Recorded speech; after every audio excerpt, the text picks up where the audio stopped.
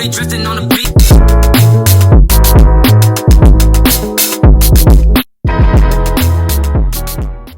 Hey, what's going on, everybody? Welcome to another episode of TalkNSupes. I'm Ed from Ways of the Sith, and with me today is my co-host.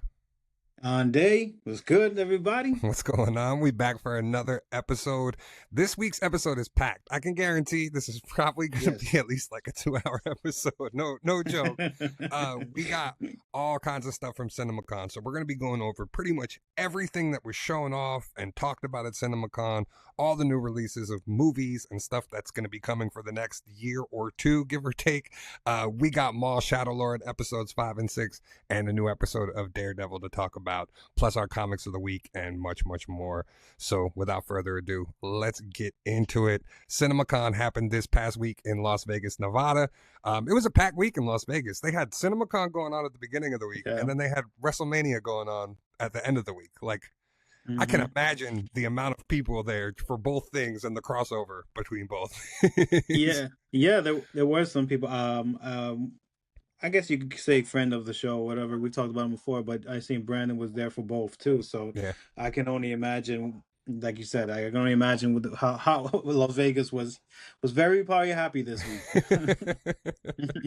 Yeah, they were packed for CinemaCon. So for those of you guys that don't know or missed the show last week, CinemaCon is a convention for theater owners and media, basically, essentially, where they go and they show off all kinds of new movie releases to theater owners and basically try to show them the slate for the next upcoming year as to like what you guys are going to have in your businesses, essentially. It's a trade show more than anything, but there are a lot of media people that end up going now because it has become a pretty popular event. And we got a ton of new stuff. But first things first, let's just get right to it. Cut to the chase. Get to the heavy hitters. Avengers Doomsday. So they started off this panel by walking out Kevin Feige and the Russos and Robert Downey Jr. And surprisingly, from everything that I've heard, the big pop came when Chris Evans came out. And like, it didn't seem like Robert Downey Jr. and the Russos were doing it for people. That like Chris Evans was the one who really like popped the crowd, which was interesting to me.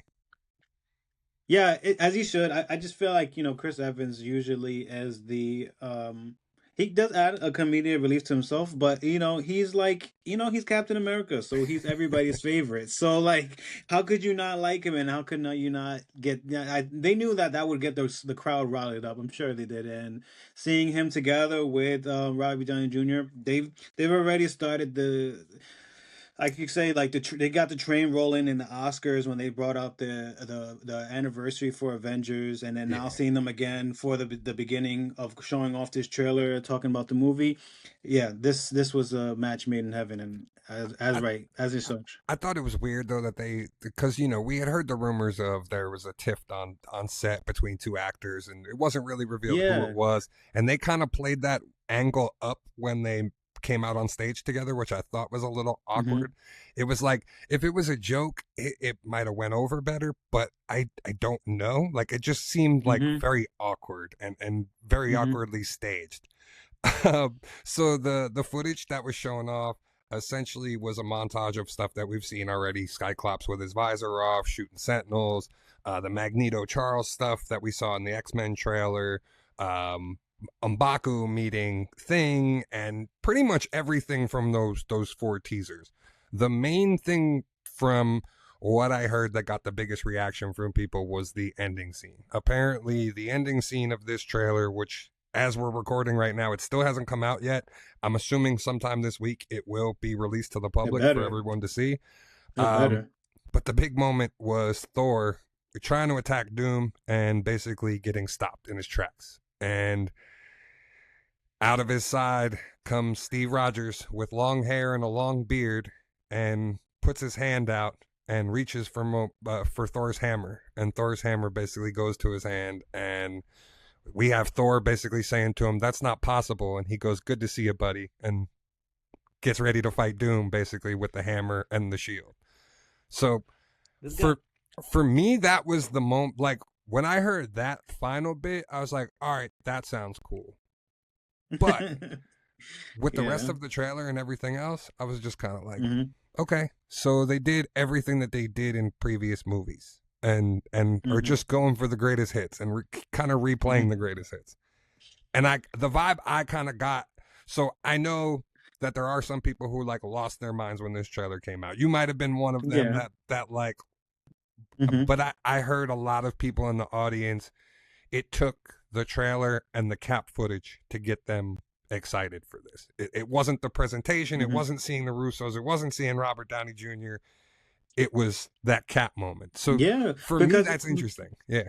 Go ahead. I'm sorry. because no, because like we've seen you guys talking and all that, like we already got Dune dropped their trailer right after freaking the Oscars, and I don't want to make this a thing, but they've already made it a thing. So here we are, like this is the battle of fucking Dune Day. So they dropped their trailer right after. We still haven't seen, except for the whatever the fuck that we talked about a couple pods ago Those about like teasers. their release date, those Yeah. teasers, and like people have been itching to finally see what this movie is Yeah. and get a real sense of it. So rightfully, I'm glad that the sentiments was that it was positive and that most people are hyped to see this. The other thing too is that just from like a movie sense, they keep nerfing fucking Thor, and it's kind of freaking crazy because how does Doom grab his hammer, or not his hammer, Stormbreaker, Stormbreaker. Yeah. um, and um, and just like Just they catches it. continue to do that to him in Catches it. movies. Catches it in his Yeah, tracks and just leaves him like and basically flicks him away like nothing. And yeah. that's what I thought was interesting is the footage Mhm. that they showed. You got your little cameos from the X-Men, you got your little cameos from some of the other characters. Apparently there's a fight with Shang-Chi and Gambit, with Shang-Chi with Yeah, the I heard rings about that and one. Gambit with the cards, which visually a lot of people were saying just looked cool, like on screen, seeing them go Hmm. back and forth, which I can imagine like visually that would look cool. Um, Mystique fighting Yelena and then turning into Yelena in the fight. That was Hmm. another bit of the thing. So it seems that we're getting like Avengers, X-Men mixed up in this as well. But Hmm. for me, like, yeah, it was hearing the Steve Rogers thing. It was like, oh, okay, so you're finally gonna pay off that thing. I know we got it in Endgame, but you're finally gonna kind of pay it off now with Steve and time traveling Steve. That's been, through it all. Yeah, and another good thing to mention too is because of the re-release of Infinity War that's I going was to be gonna coming talk out about for it. the Yeah. movie, they are adding a new ending, so for that way it can connect to Doomsday. Well, not only just I an find that to ending. be very Yeah, not only just wait an was ending, a bunch of alternate footage that's going to be cut into the movie. So there's basically so it's like they're you're watching a new movie. essentially that's how they're marketing this to people is come see this new version of Endgame that's now going to basically tie you in better into Doomsday, because it's the way they're billing Doomsday is it's a continuation of Endgame. And you can read that one of two ways. You can read that as everything that We happened fucked up. during that duration we fucked up and we don't care We about. fucked It doesn't up. matter, don't worry about it, and just if you Hmm. saw Endgame and Infinity War, you can come back for this. Or you can look at it as we're going to incorporate that stuff and those characters, but we're going to do it in our own way, like bit by bit. I think it's Hmm. the first one more than anything. I think they Yeah, realize yeah, like 1000%. nobody cares about the multiverse shit. We need to kind of nip Hmm. this in the butt and bring it all together for this. And Hmm.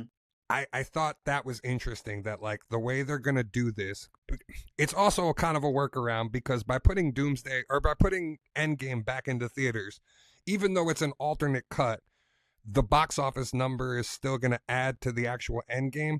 So essentially what they're gonna do is eventually Endgame will break the Avatar record and they can say Endgame is the highest grossing movie of all time and blah blah blah blah blah. It's a Hmm. bait and a switch to try to lead people into like, oh, come see Doomsday now. I don't Hmm. like that. I think that's like I think that's such a cop out and such a Disney thing for them to do. That's like, hey guys, come see this movie that you've already saw, but we're going to cut some new footage into it. It might only be 5 minutes of new footage, but guess what? Like, that's how we're going to get people to come see it. You gotta think, like, if you're Thanos and you're about to control like this whole country, how can I make sure that my team wins? We have to alternate the system, and this is what they're fucking doing. Well, and they're like, and I need to win at all costs. How can I do that? This is part of that marketing strategy. So because they do not have any IMAX screens for this showing, Doomsday has no IMAX screens. Yes. They're not moving the day. They are going to go head to head with Dune 3, which we will talk about in this podcast, because I cannot fucking wait to talk about Dune 3. But they are going to go head to head with one another. And Doomsday has no IMAX screens. All the IMAX screens are going to Dune 3. So they created Infinity Vision, and I'm putting air quotes around Infinity Vision, because you would think this is them unveiling some new technology, some new Dolby system, some new THX system, something. It's not any kind of software. It's not any kind of anything. Basically, it's them saying, we're going to put this Infinity Vision thing on theaters that we deem worthy of it. Basically, whoever's going to pay us for this Infinity Vision brand, and go see it at that theater, which in my assumption we're going to charge you more money to go to one of these Infinity theaters that aren't enhanced. Nothing's different about it than another theater, other than it might have the newest projector, or it might have a bigger screen. That's what I'm saying. They say like, that what are it you does guys have, doing? Yeah, they say that it has the brightest color, the best sound, and is perfect for all like their movies. But see, that sounds to me like, hey, come see it at a screen that's not gonna show you the green screen. Because remember, I talked about that with Fantastic Four. I could literally point out the green screen on most of the shots in the movie. Yeah, that's true. I think this is the workaround. It's like, hey guys, we just fired 1,000 workers and most of our special effects team. We're using AI now going forward with our visual effects. So go to a theater where we can hide it better, and we're gonna put this little brand on it and make you think that you're seeing something special when you're not. I thought that was such a dubious, like, what the fuck are you guys doing? It's such a hard, like, it's just so hard to figure out if they're telling me the truth or not, because this is so, like, it's so random, and plus with everybody being such like a movie enthusiast out of nowhere, and like you have to see things in IMAX, and the whole thing that we're gonna talk about with the Odyssey coming out and stuff now, like. But the thing is, they just want to be ahead of the game with it, and I love that. Don't get me wrong, but it's just like the way they're going about it does feel like real gimmicky. I'm not gonna lie. And especially, like, it would be one thing if they shot Doomsday in an IMAX camera, like we'll talk about with the Odyssey. It'd be one thing if this movie had bits that were shot in IMAX, but Dune is specifically shot for IMAX. The Odyssey is specifically shot for IMAX, and fucking Mando is too. Mando has aspects ratio, so like they'll have some IMAX sections in it, but the fact that like you didn't shoot this movie in any special way whatsoever, but go see it at a Infinity branded fucking theater. Like, that gimmick is ridiculous. Apparently, from what I heard, everybody in the crowd was fucking confused because they thought like, oh, does that mean you guys are going to introduce some new theater to Disney system Plus or something like that? I thought it was at like first. some new technology that like is actually going to advance the viewing of the movie, not just like, hey, we're just going to put our stamp on a movie theater and come see it at this screen because we say so. Like, that's fucking ridiculous. To be honest, when I first saw this trailer, I deadass thought this was going to be the trailer for Vision. That's what I thought too. That's coming out. Yeah. I was like, oh, they changed the name. Okay. I was like, exactly. Vision Quest is Infinity Vision. Cool, that's a better name. And then they started talking about it, and I was like, what the fuck? And like I said, I thought they were gonna unveil some brand new theater technology that they developed of like, here's our brand new on-screen experience to come watch the movie in. And then they were just like, Yeah. no, it's just a title that we're going to give movie theaters. I was like, you guys fucking like are killing me Another with this reason shit. to go to stay at the concession stand for another couple minutes. No, it's Trust another me. reason for me to go see Dune 3 the same day it comes Well, out. I mean that too, but I'm saying you gotta rush to your seat now because you gotta wait for the Infinity Vision intro to play. I thought that was wild. I still don't know. The best way we can judge this is once the trailer actually drops and we see the reaction that people get from all of us being able to collectively watch the footage. I thought it was interesting that they did allow photography and photos, but they were basically anybody who was videotaping or filming For what? something, the security was coming up to people and telling them to making them delete the videos in front of them. Oh, So that's why the bruh. trailer didn't leak out like to the I public. was like, yo, you have all these damn people with phones. You mean to tell me there ain't one leak out? I was on there like a hacker, like trying to figure out where the trailer is. That's why Not though, is one. apparently a couple people that did take videos, they said security came right up to them and asked them to delete the video right in front of them or they would be escorted out. So like they had no option, even though they were allowed to take photos and videos during the presentation. It was kind of like a backhanded way of like, oh, we're going to catch the ones that are going to leak it, and then if somebody does leak it, we're going to know who it is because they're in this room. So it's kind of narrowed down. Another thing that we did get to see is Spider-Man. Another trailer that did come out, publicly. I'm very interested. So the way this footage was shown off. I didn't hear about the footage. So so you didn't? Okay, so this is new for you. Okay, so the footage that they showed off, it's basically Peter going to Ned. Ned and MJ are living together in like an apartment. Not dating, but they're like as roommates. As roommates. Yeah. Basically, Peter goes to like the housewarming party and is there, and when he's there, he sees in Ned's bedroom that Ned has all of these pictures of Spider-Man up in the bedroom and basically created this app that I guess is going to be part of the movie, the Spider Tracker app. And it's going to be like in the game. Yeah, like in the game. So, but Ned's basically going to create this app because he wants to thank Spider-Man for saving him in high school. So it's been however long. They still don't know that Peter is Spider-Man.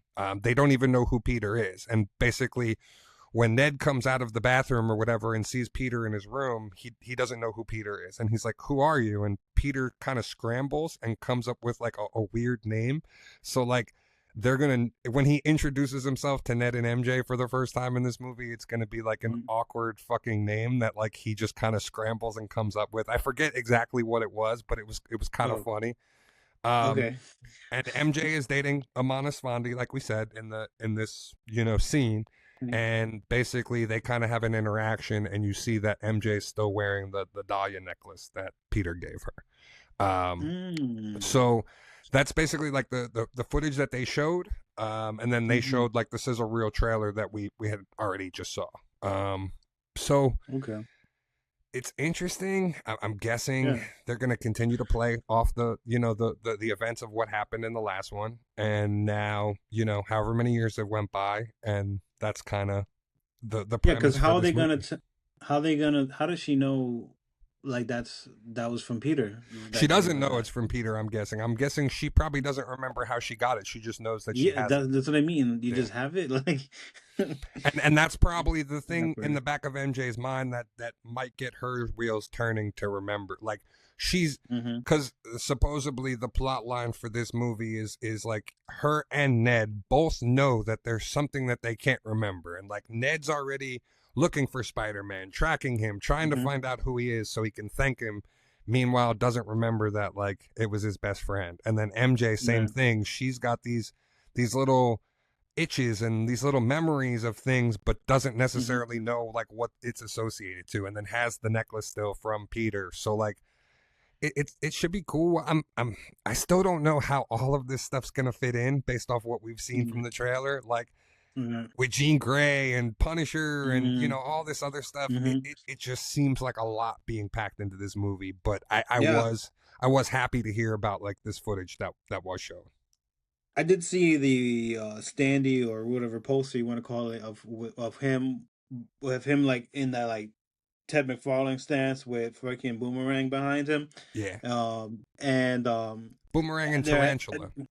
yeah, Boomerang and Tarantula, but I didn't know like I kept seeing like boomerangs like the trailer version, but they keep showing it, so I'm guessing he's actually gonna play an actual role in the I movie. think So like, I think I don't know. Boomerang and Tarantula and a couple of the other characters that we saw are like just the opening montage of the movie. I think you're just gonna see like, oh, he's been fighting all these villains for the past 5 years, and Kind of like a montage scene, like that was in Fantastic Four, like yeah, that, pretty something like much the that. same exact thing. I Hmm. think we're gonna get that Hmm. same exact play out. It seems that the only characters that are gonna be like the main players is Scorpion. Seems like he's gonna be a main player based off like the Lego stuff that's come out, like Scorpions Yeah. all over the Lego stuff. And then Oh, nice. Tombstone is the other one that's like on a lot of the Lego stuff. Like he's got a Oh, minifig, everything. I haven't even seen that. That's crazy that they're showing that now. Yeah, all that stuff's already popping up because the Hmm. movie's a month, Yeah, it's month, close. 2 months Hmm. away. So Lego is always the first one to show off their stuff. But yeah, it's going to be Mm. interesting.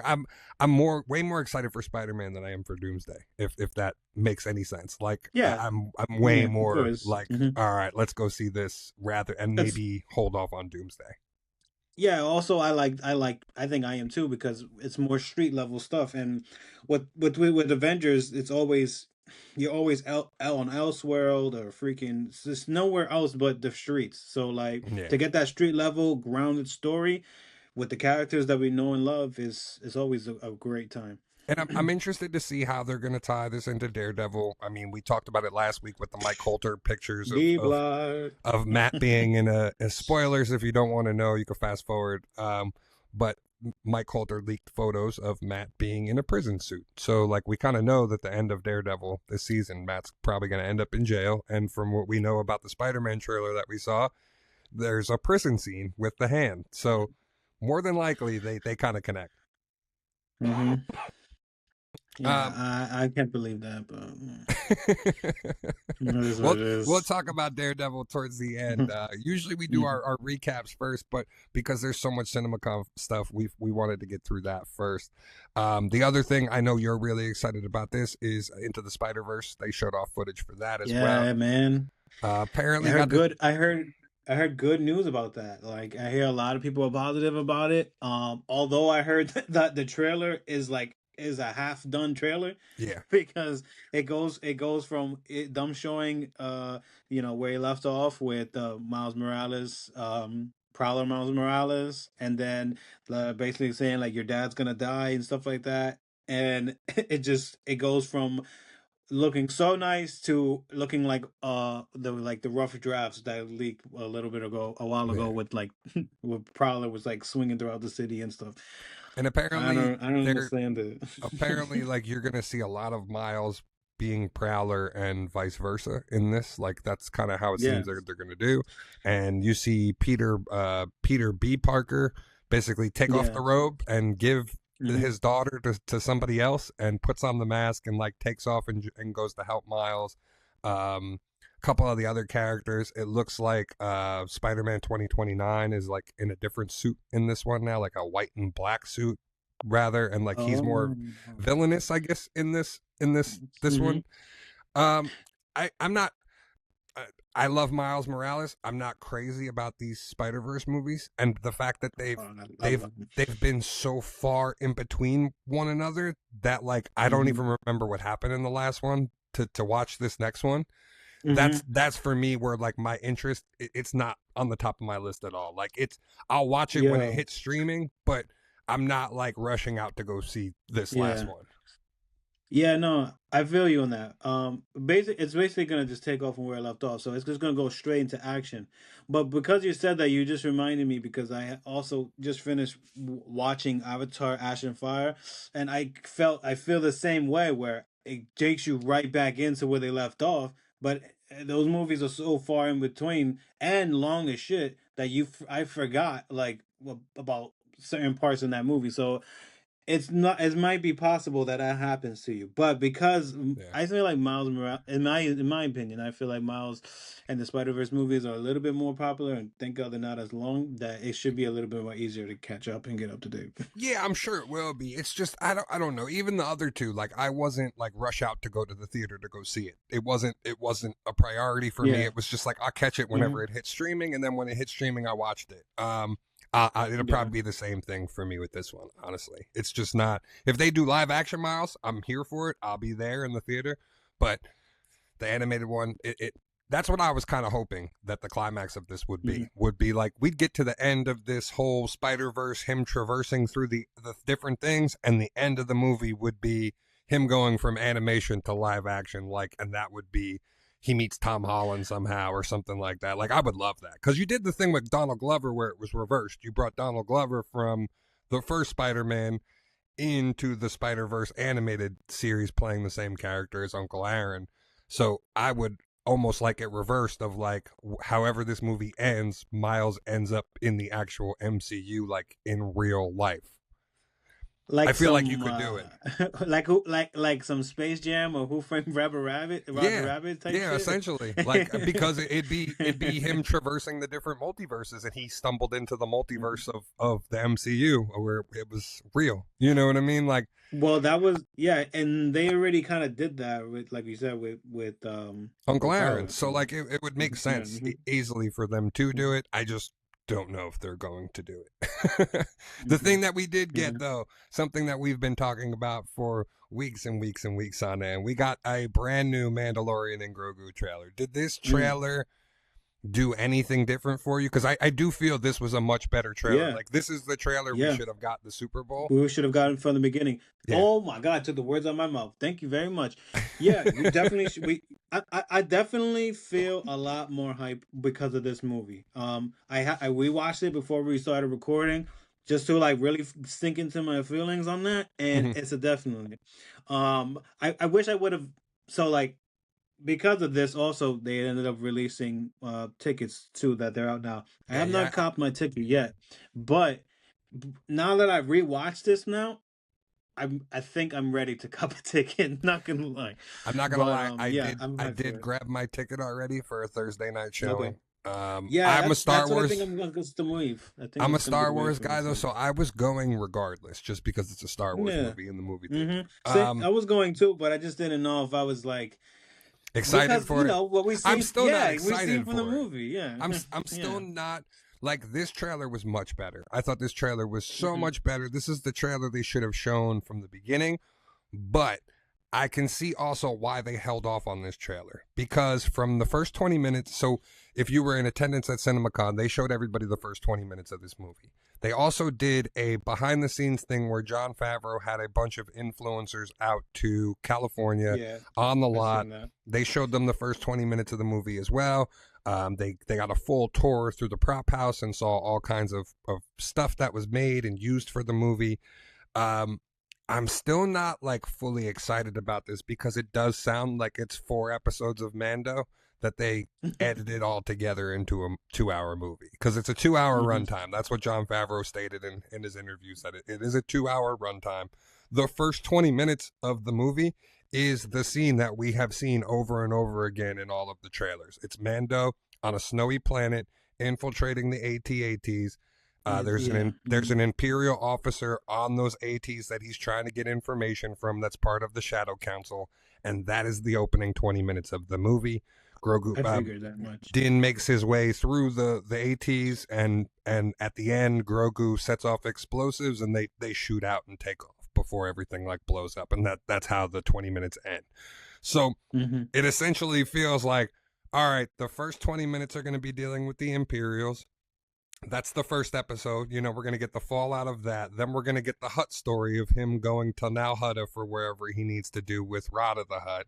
And then ends up in the gladiator pit, ends up getting captured, and Grogu's going to have to be the one to save it. And that's the layout for the movie, essentially. Mm. So I don't know if there's enough meat on the bone there to like entice people to go see this from everything I saw. So I showed this to my best friend who has seen all the seasons of Mandalorian.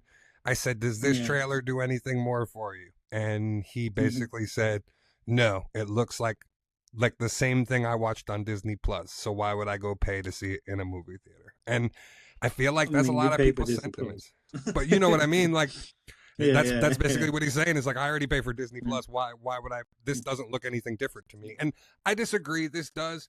So from everything Jon Favreau said during his interviews, some of this is shot on the volume. A lot of this is practical effects because they had the time and they had the budget to actually build sets. Phil Tippett is back for this, who is, if you don't know who Phil Tippett is, he is probably the world's most famous miniature and practical builder for creatures. He worked on the original Star Wars trilogies with George. He worked on Jurassic Park with all of the dinosaurs and all of the stuff there. So he is involved in this movie. He made some miniatures. They did some stop motion. They did some practical stuff with him and puppetry. So they are trying to use a lot of the stuff from the original Star Wars, the bread and the butter that put everything kind of together. And I thought that was interesting. Doug Chiang is back. Doug Chiang got promoted from Lucasfilm, but he was one of the original designers on the original trilogy.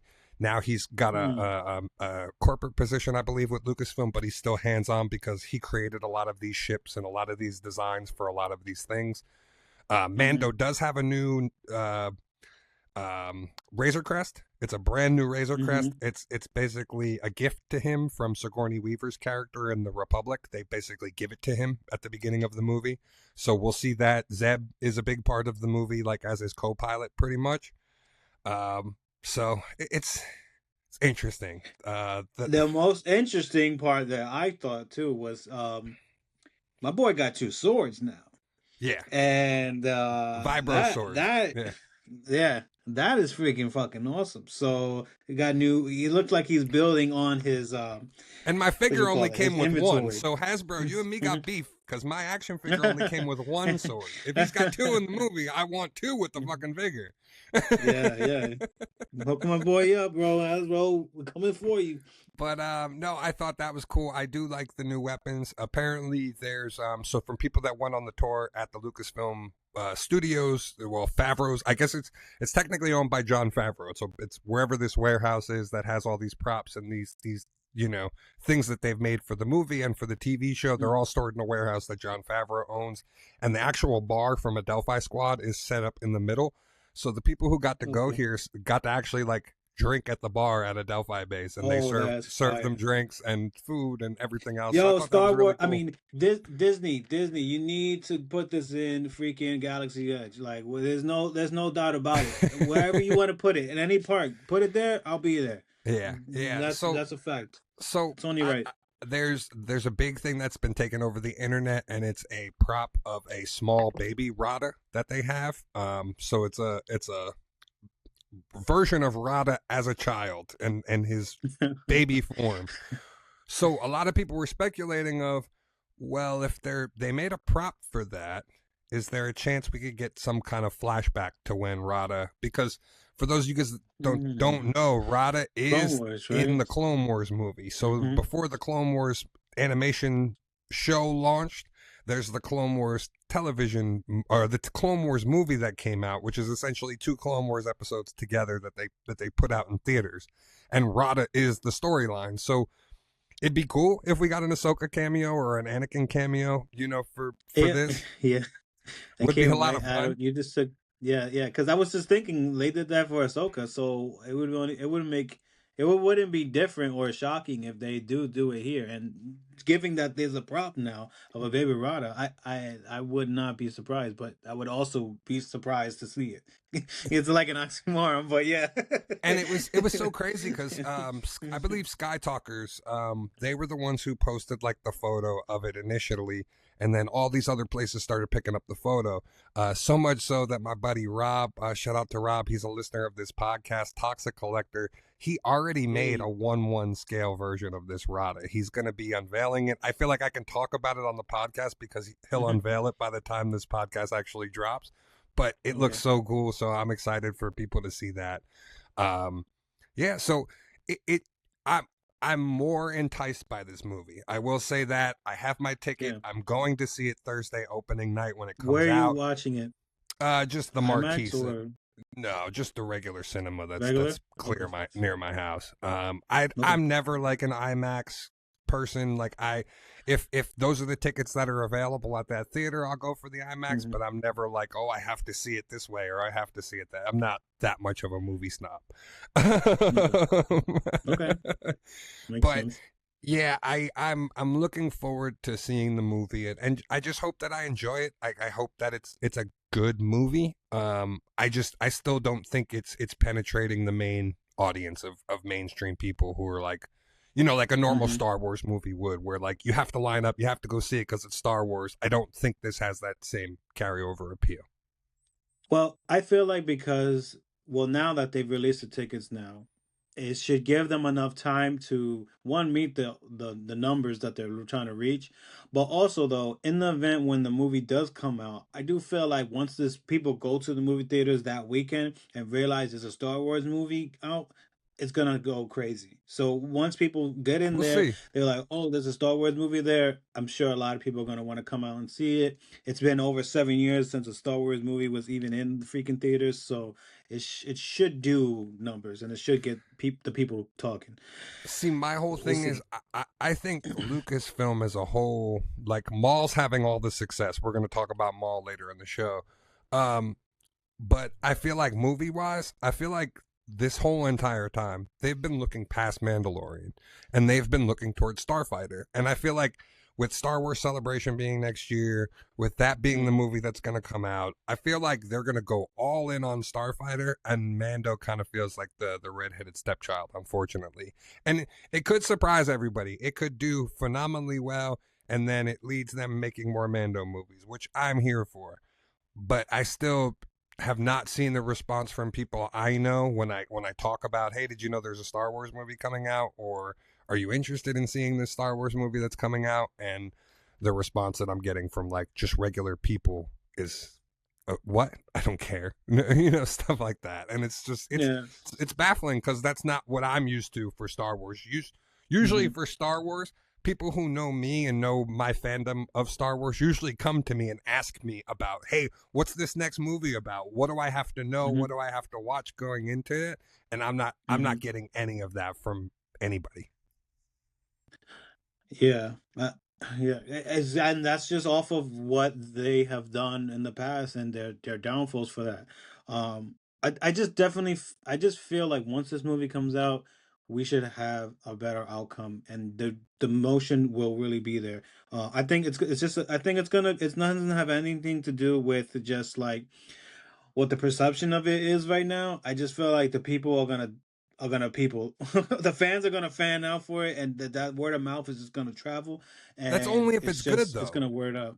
That's only if it's good. If it's not But a good if they movie, first 18 minutes, what they say is really great, that should be a good sign that hopefully the rest of this movie, at least the next but hour of this movie, should be telling. that's also not like, these are people who Lucasfilm flew to Lucasfilm to show them the 20 Mm. minutes. These aren't just like regular people, everyday You're people. Joe These Schmo, are yeah. these are diehard Star Wars fans that are going to see something Star Wars for free. So like it's A kind of little one tough to sided. judge. You know what Yeah. I mean? Mm-hmm. It's a little heavy-handed on Mm-hmm. where their thoughts and how much they're going to talk about something. Um, I something that also that feel like because this movie is coming out on Memorial Day, so it's already a free weekend for most people that they don't got shit to do, they can, head out to the theaters. So yeah, that we'll should see. help too, but we'll see.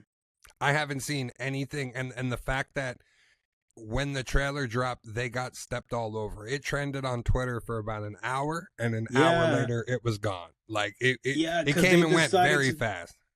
because they did that and then they went straight into Doomsday when Yep. knowing everybody wants to see Doomsday. Like, we just And want to see a that Doomsday was the trailer. topic everyone was talking Yeah. about. So again, like Mm-hmm. it got shoved down the list on the things Mm-hmm. of the that are priority, and that's unfortunate, especially because listening to the interviews that people put out with John Favreau, you could tell how much passion he has for this. You could tell how much love he has for Star Wars. The fact that he bought a He does. warehouse in California and has all of these practical effects and all these set pieces in this warehouse on display all the time that tells you like how much he loves Star Wars and how much effort he put into making this movie.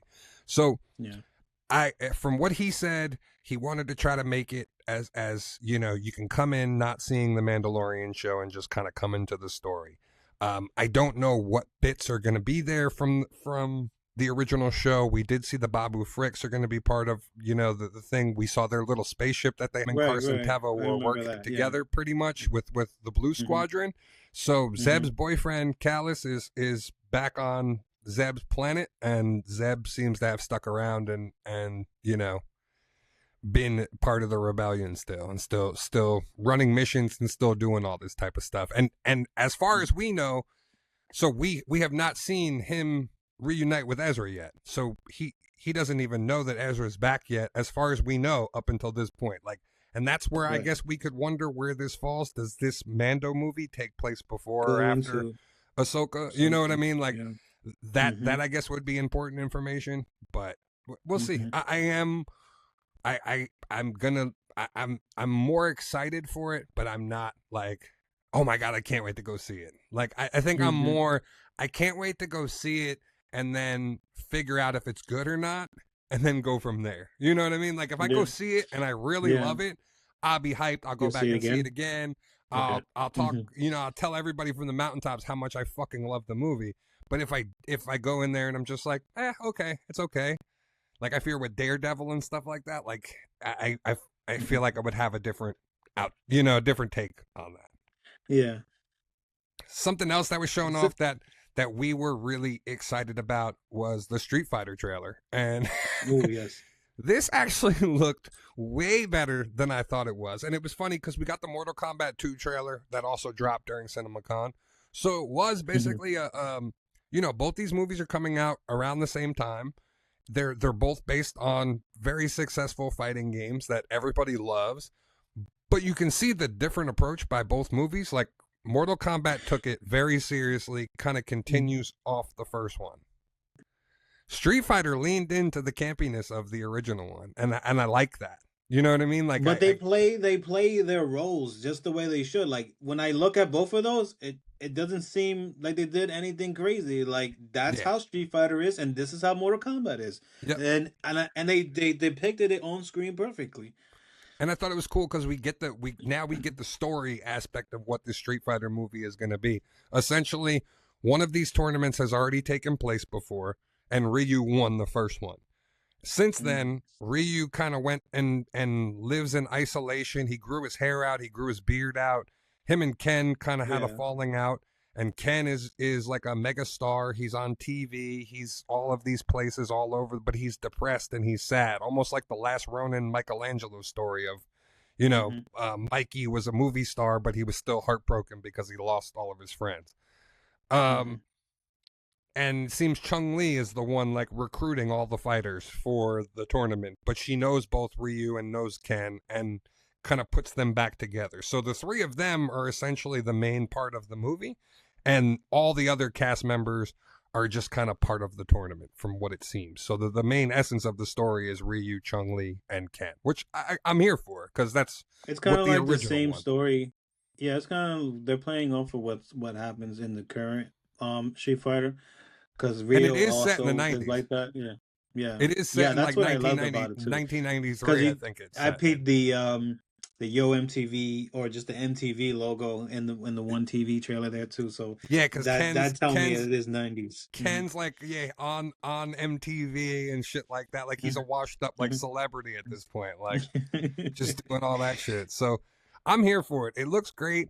I love the nod, like Cammy's talking to Chun-Li and she's like, I hear everybody loves your thighs. They're nothing special. Like, little stuff like that. That's like stuff from the game. That's Yo, the one character though that I am most excited about because he looks so accurate is Stagrif. I think so you say his name, but the big Russian dude. Yeah. Yo, he looks like straight out of the game. They couldn't pick a better actor. And I remember him from he's Dutch. Yeah, I remember him. The actor that's playing him is Dutch. Yeah, the Dutch Giant or something like that is his handle. But I remember him from, what's the show I'm thinking of? Archer? Is it Archer? I don't know. Archer's the animated one. No, no, no. It's on Prime. He recently the main dude. He recently got into like an altercation with this guy because he was on a motorcycle or whatever. Oh, Fuck, I Reacher. forget his name. Reacher. That's what it Okay. was. Yeah, Yeah, yeah. yeah, yeah. He's in Reacher. Yeah, he plays kind of like the same character, like a big security Okay. dude or whatever. Yeah, then But they got the yeah, they you got the he looks shot in the exactly trailer. like the game. They Yeah, got the he shot in looks the trailer of exactly him like the doing game. the fucking suplex too, which looked fucking sick. Yes. And then Yes. I love Cody Rhodes. He's like he's sitting on the thing all like burnt up and shit. He's like, Ryu, I Yes. think Ryu fucking shot a fireball at A me. Like fireball. Yeah. I'm still Little not does he sure. know he could do the same shit. I'm still not sure how the dude that's playing Bison is gonna be in this. David Dastmalchian or whatever his name is. Right. Hmm. I He's still kind of don't know. skinny.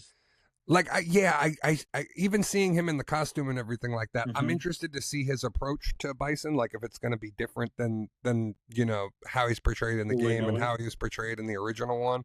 But Right. everybody else looks phenomenal. Even Roman Reigns, Tribal Chief as Akuma, like looked sick in that shot. Like I was like, The man, guy who plays Guru looks nice too.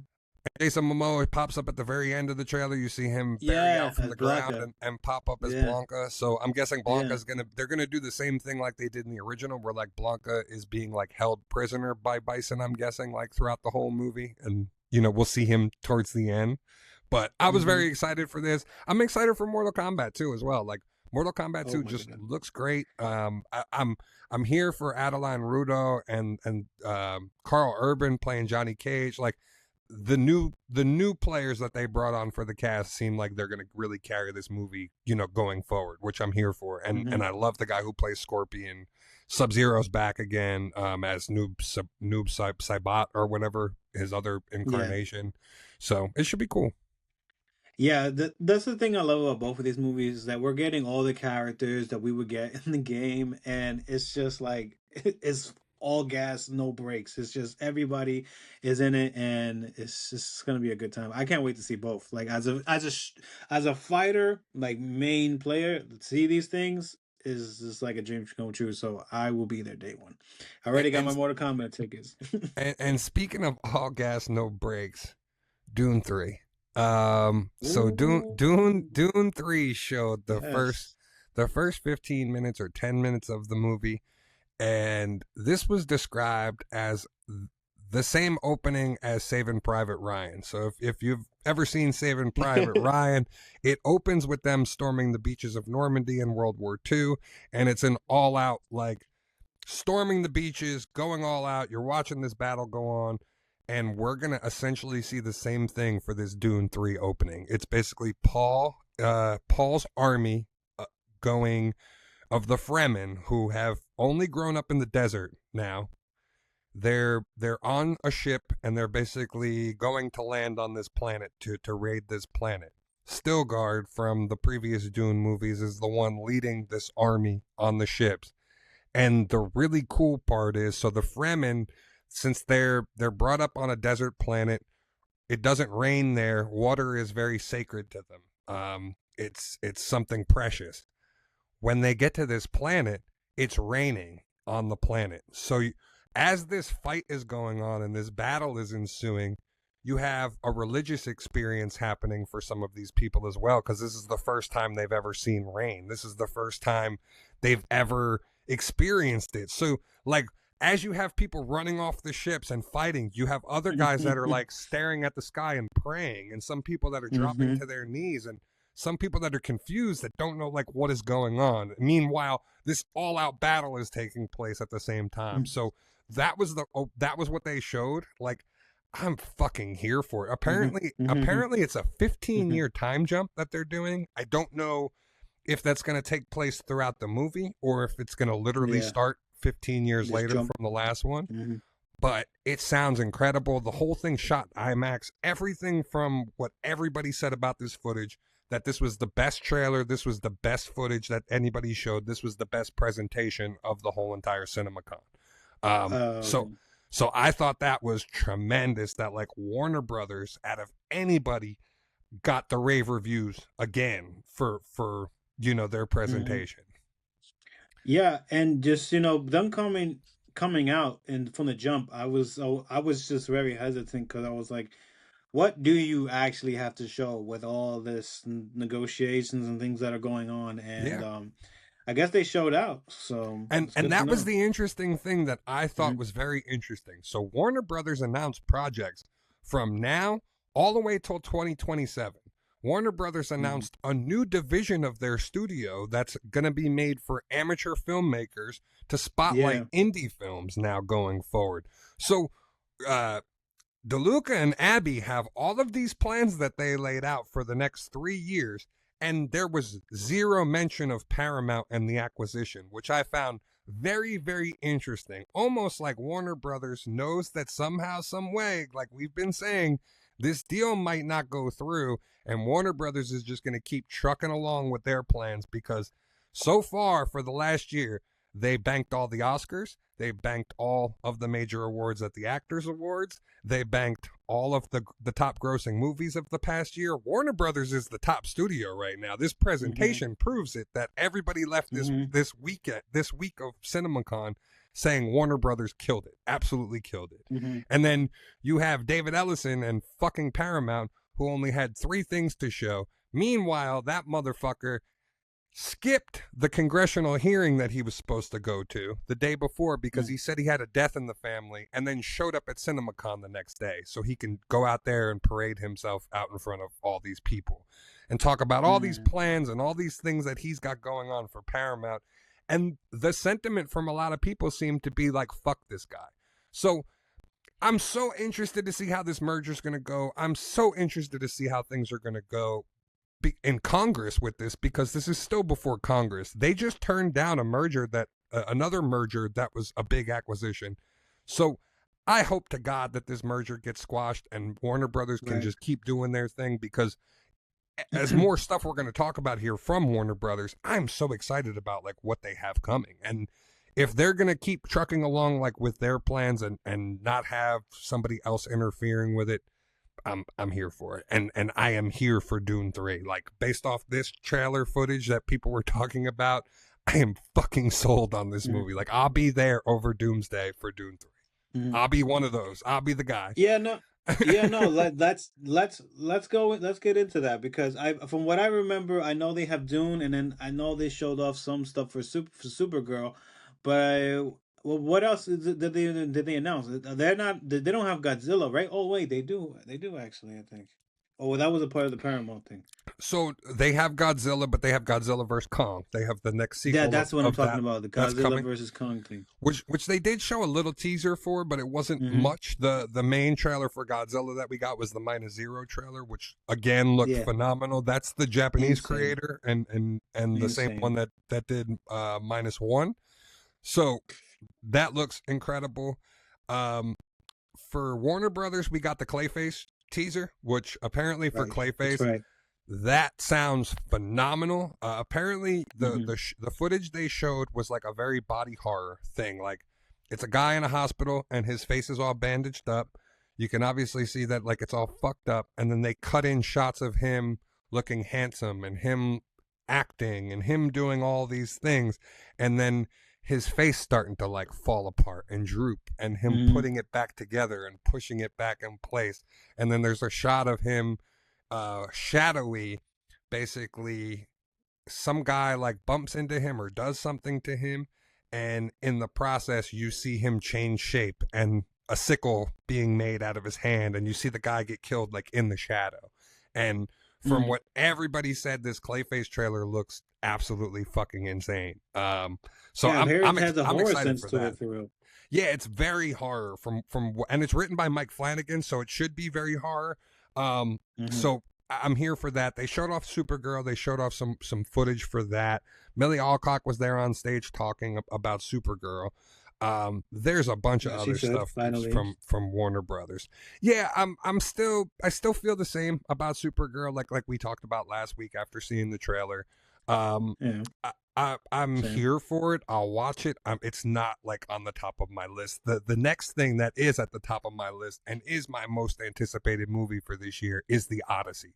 Uh, Right. Christopher Nolan came on stage during this presentation and he actually went directly to IMAX, told them exactly what he needed from them and how he wanted to shoot this movie, and they designed a whole brand new camera for him and camera system that this movie is shot in. So it's completely shot in IMAX, but it's completely shot on this brand new camera that Christopher Nolan pretty much helped design with IMAX. Mm-hmm. The scene they showed was a lot of what we saw in the prologue that was being shown in movie theaters. So the Trojan horse thing with Matt Damon, and basically them bringing the Trojan horse into Troy, and Matt Damon and the other characters like coming out of the Trojan horse and raiding Troy. And you see a shot of a Cyclops. You see John Bernthal talking to Tom Holland. Tom Holland is playing Matt Damon's son, which is a very important character in this whole story. Apparently it's a 3-hour movie when it's all said and done, which I'm here for it, but I'm hoping that means that they split this into two. So they do the Odyssey and then they do the Iliad after the fact. Hopefully that would be the ideal situation. But this looks phenomenal. The footage shown and the siege of Troy just looks incredible because you're actually watching it from the people that are inside the Trojan horse. So you're seeing them hold their breath and like just wait. And are we in the gates? Are we in the gates? We're in the gates. Go. And like, so you're getting that ramp up and that anticipation along with them, and the fear of like, are we going to be caught before we get smuggled in? Are they going to fall for this? Are they going to burn the fucking horse? You know, like all of those thoughts going through these people's minds. So I think that movie for me is my most anticipated movie of the year, and I cannot wait to see it, especially with Christopher Nolan and this cast. Like, I have a feeling it's gonna be this cast is cool, stacked, yo. That's the most important, well, the most hype thing for me, I would say. And having Tom Holland, I think Matt Damon are the main characters of this movie for the most part. That's John just that's a Bernthal, movie for me. I'm in there all day. Charlize Theron, there's a lot of people. Zendaya's in this. John Bernthal, Charlize Theron is playing Calypso, from what I've heard. Pretty much every actor in Hollywood that you can think of is in this fucking movie. So it should be awesome. We had talked about Zach Cregger's Resident Evil. They showed off footage from that, and apparently a lot of people had said that it feels like a video game. It feels like it feels very horror though, from what they said. And Zach Cregger said he flew to wherever the Resident Evil like studios is and stayed with them for like a week. And literally he's like, I did nothing but play the game and pick people's brains that like develop the game. And so from what the footage that was shown, basically this Resident Evil movie, it's going to deal with one viewpoint character in this city that's the full apocalypse. So you're basically, it's not one of the video game characters. Like they're not using Leon or Claire. They're using a totally like original character, but giving you that same feel of like you're this one what character's POV in this world of all this shit going on. So that seems fun. He's also doing a new sci-fi movie called Flood for Warner Brothers. Not much was shown or discussed about it, but it is going to be a sci-fi movie from Zach Cregger for WB. Nicole Kidman and Sandra Bullock came on stage together to announce Practical Magic 2. The trailer for that actually dropped today as we're recording. Practical Magic was it's a good like cult classic movie of Sandra Bullock and Nicole Kidman early in their careers about witchcraft and witches in this small like Rhode Island town. So they're bringing them back to do another one all these years later. So that should be kind of fun. I'm here for that. I'm a fan of the original one. So I saw the trailer today for the new one, and it looks like it's going to be decent. We did get confirmation that Aegon's Conquest, Game of Thrones movie, is a go at Warner Brothers. It's going to have a 2028 release date, and they are moving forward with that, which was huge fucking news. That's huge news, man. You and me have been talking about that one for a while. I love the story of Aegon's Conquest, so I'm here for that. I thought that was actually not coming out. Like, I thought that was just like a scrapped idea. So when I heard about this, I was like, oh shit, this is something that's been rumored for a long time already, and we're going through on it. So that was big news for me. I'm excited to see this. Yeah, I was really excited to see that as well, and see that they actually have a release date in mind for that. We're getting an Ocean's 11 prequel, Margot Robbie. So originally there was all this talk of Margot Robbie was going to be doing an Ocean's movie, and it wasn't clear like what the plan was for that, especially because there was another Ocean's movie that was pitched, and now we have confirmation that they basically combined the two movie ideas together, and they're going to do an Ocean's prequel that's centered around George Clooney's parents. So Danny Ocean, it's going to be his parents doing a heist, and Margot Robbie is going to be playing his mom. So that should be cool, depending on who the rest of that cast is. But it's going to be like a 1940s or 1950s heist movie, pretty much. So that could be cool like a fun time. as something different. Final Destination 7, they announced a new Evil Dead movie that apparently the footage for the new Evil Dead movie looked insane. Baywatch is coming back, and it wasn't specified if it's going to be a movie or a TV show or what, but they did announce Baywatch, and that Yasmin whatever from the original show is going to be coming back to be part of like this new cast. Okay. Robert Eggers showed off his werewolf movie with Aaron Taylor Johnson, and this sounds like it's going to be epic. It's a Universal movie. It's spelt a little differently. It's werewolf. It's spelt like the actual like Old English pronunciation of it, but Aaron Taylor Johnson is the main character of it, and Robert Eggers is who did Nosferatu. So expect that same feel and vibe for this from what I heard about the footage being shown. We got Yeah, they're Fokker. leaning into that. Yeah, and They're I'm leaning hoping into the Universal Monsters thing, just Well, theme I in hope general. that they They're can. trying I to hope make that that a they. thing. I hope that they can actually do it right. Because originally, when they had planned on doing it, they did Hugh Jackman's Van Helsing, and that was supposed to be like the initial thing to be part of it. Tom Cruise's Mummy movie, which flopped, and then they did the Anthony Hopkins, Benicio del Toro werewolf movie, which was awful too. So I hope this time around that like you have somebody like Robert Eggers that's kind of setting this up. I hope that they can get this monster universe together, because they have the new theme park with it, and it's phenomenal. I know that's like their whole situation of why they're probably doing this, to drive people to come out to the parks.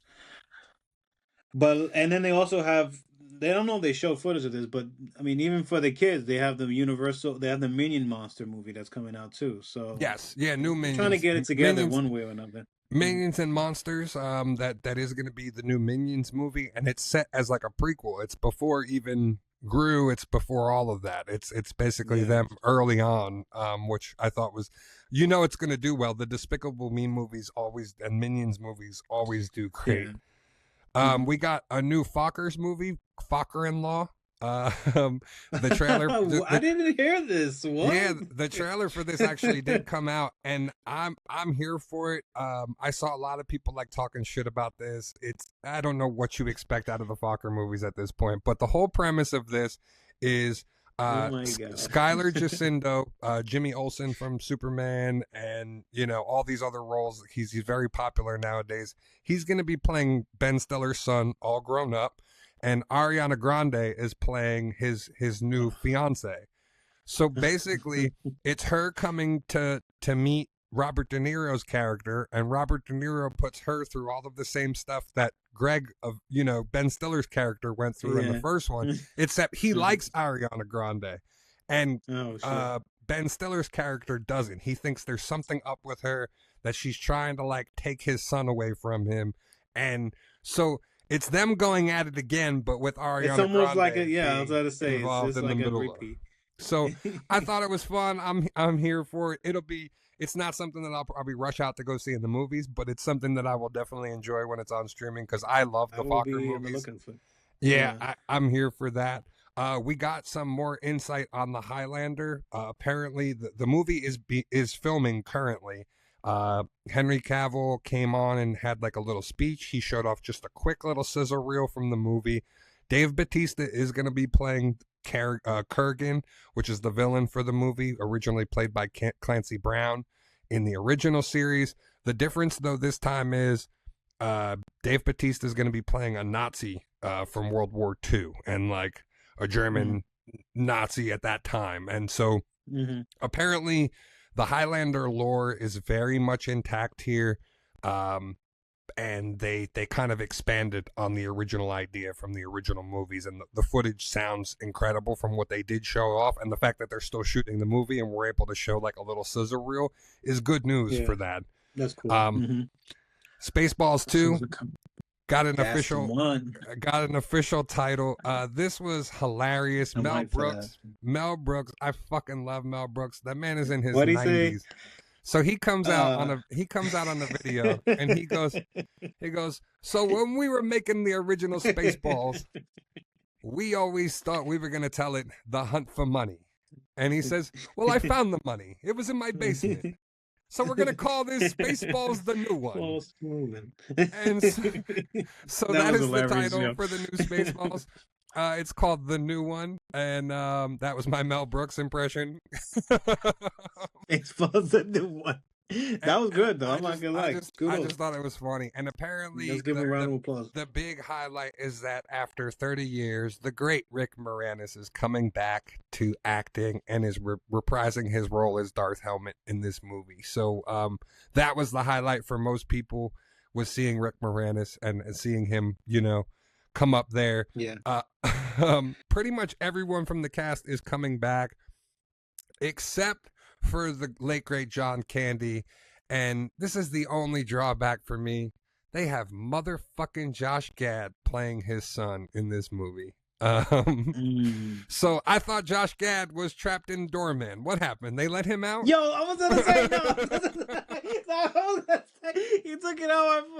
I was gonna say, look, this is like you just can't get enough. Like Josh Gad is what he is in the MCU fucking in real life, yo. Like fucking Josh Gad, man.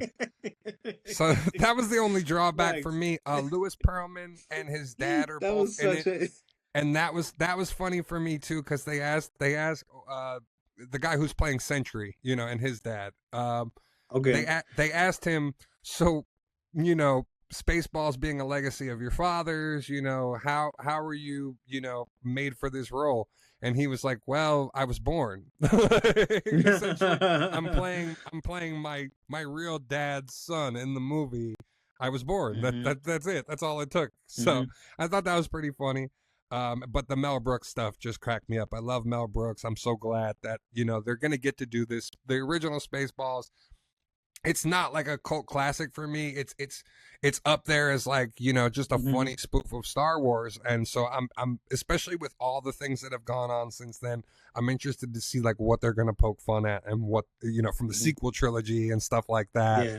Like, I hope there's like a somehow Darth Helmet returned line or something like that to poke at the Palpatine line. That would be a lot of fun. Your boy from Paramount that's going to be leaving, his last thing basically before he leaves, Tyler Sheridan, is a Call of Duty movie. I thought that was an interesting thing, so that he's going to basically be producing and coming up with a Call of Duty script for a live action movie. I thought that was an interesting move. That was left field for me. I wasn't expecting that, but to get it is cool. Just the only thing is that like Paramount did Halo, and that was okay. So now that I hear that they're doing a Call of Duty, I'm like, I'm not the most excited people to remake video game movies or TV shows. So if anything, it might be it's going to be all American, American Call of Duty. God, yo, like that and that. Like I was just like, cool. I already got Call of Duty anyway, so that just made me even more of a reason to want to drop Call of Duty. I'm assuming Milo Ventimiglia will be part of this. He seems to have a good part in the Call of Duty video game, so I wouldn't be surprised to see them kind of pull on him to bring him in for this movie, considering everything going on. We also have a new Scrooge movie coming from Johnny Depp and Ty West, which I thought was interesting. So Johnny Depp coming back Johnny into Depp things. Can do that. I'm here for that, especially with Ty West attached directing. It sounds like it should be pretty interesting. Our alien overlord Tom Cruise is coming back to do Top Gun 3. and he's got another movie that's coming out called Dig or something like that. And I'm not a Tom Cruise fan. I could honestly care less about either one of these. Honestly, I've become a Tom Cruise fan recently. I never was before. But Okay. from what I've seen and what he did in the Mission Impossible, this last one, and really what I've really seen him do in freaking Top Gun 2 was phenomenal. So I'm hyped to see Top Gun 3. Top Gun 2 was really fucking good, especially in the movie theaters. I I haven't gotta watched say, it. like I that was don't. fucking great I in the movie theaters, bro. I'm not a Tom Cruise fan, so I don't watch any of his movies, anything that he's in. I have not Yeah. watched any of the Mission Impossibles. I haven't watched Top The Gun. I adrenaline don't. rush that this dude has and the balls is crazy. Because you know all From that stuff is practical and what he does. from what I heard about this other movie that he's doing, it almost seems like his character from Dodgeball, that Les Grossman character, or Tropic Thunder, I should say, when he's the agent, when he's Oh, on the prosthetics and he's fat and yeah. old and Yeah, everything. yeah. Apparently, like Hmm. that's what he looks like for this new movie that he's doing.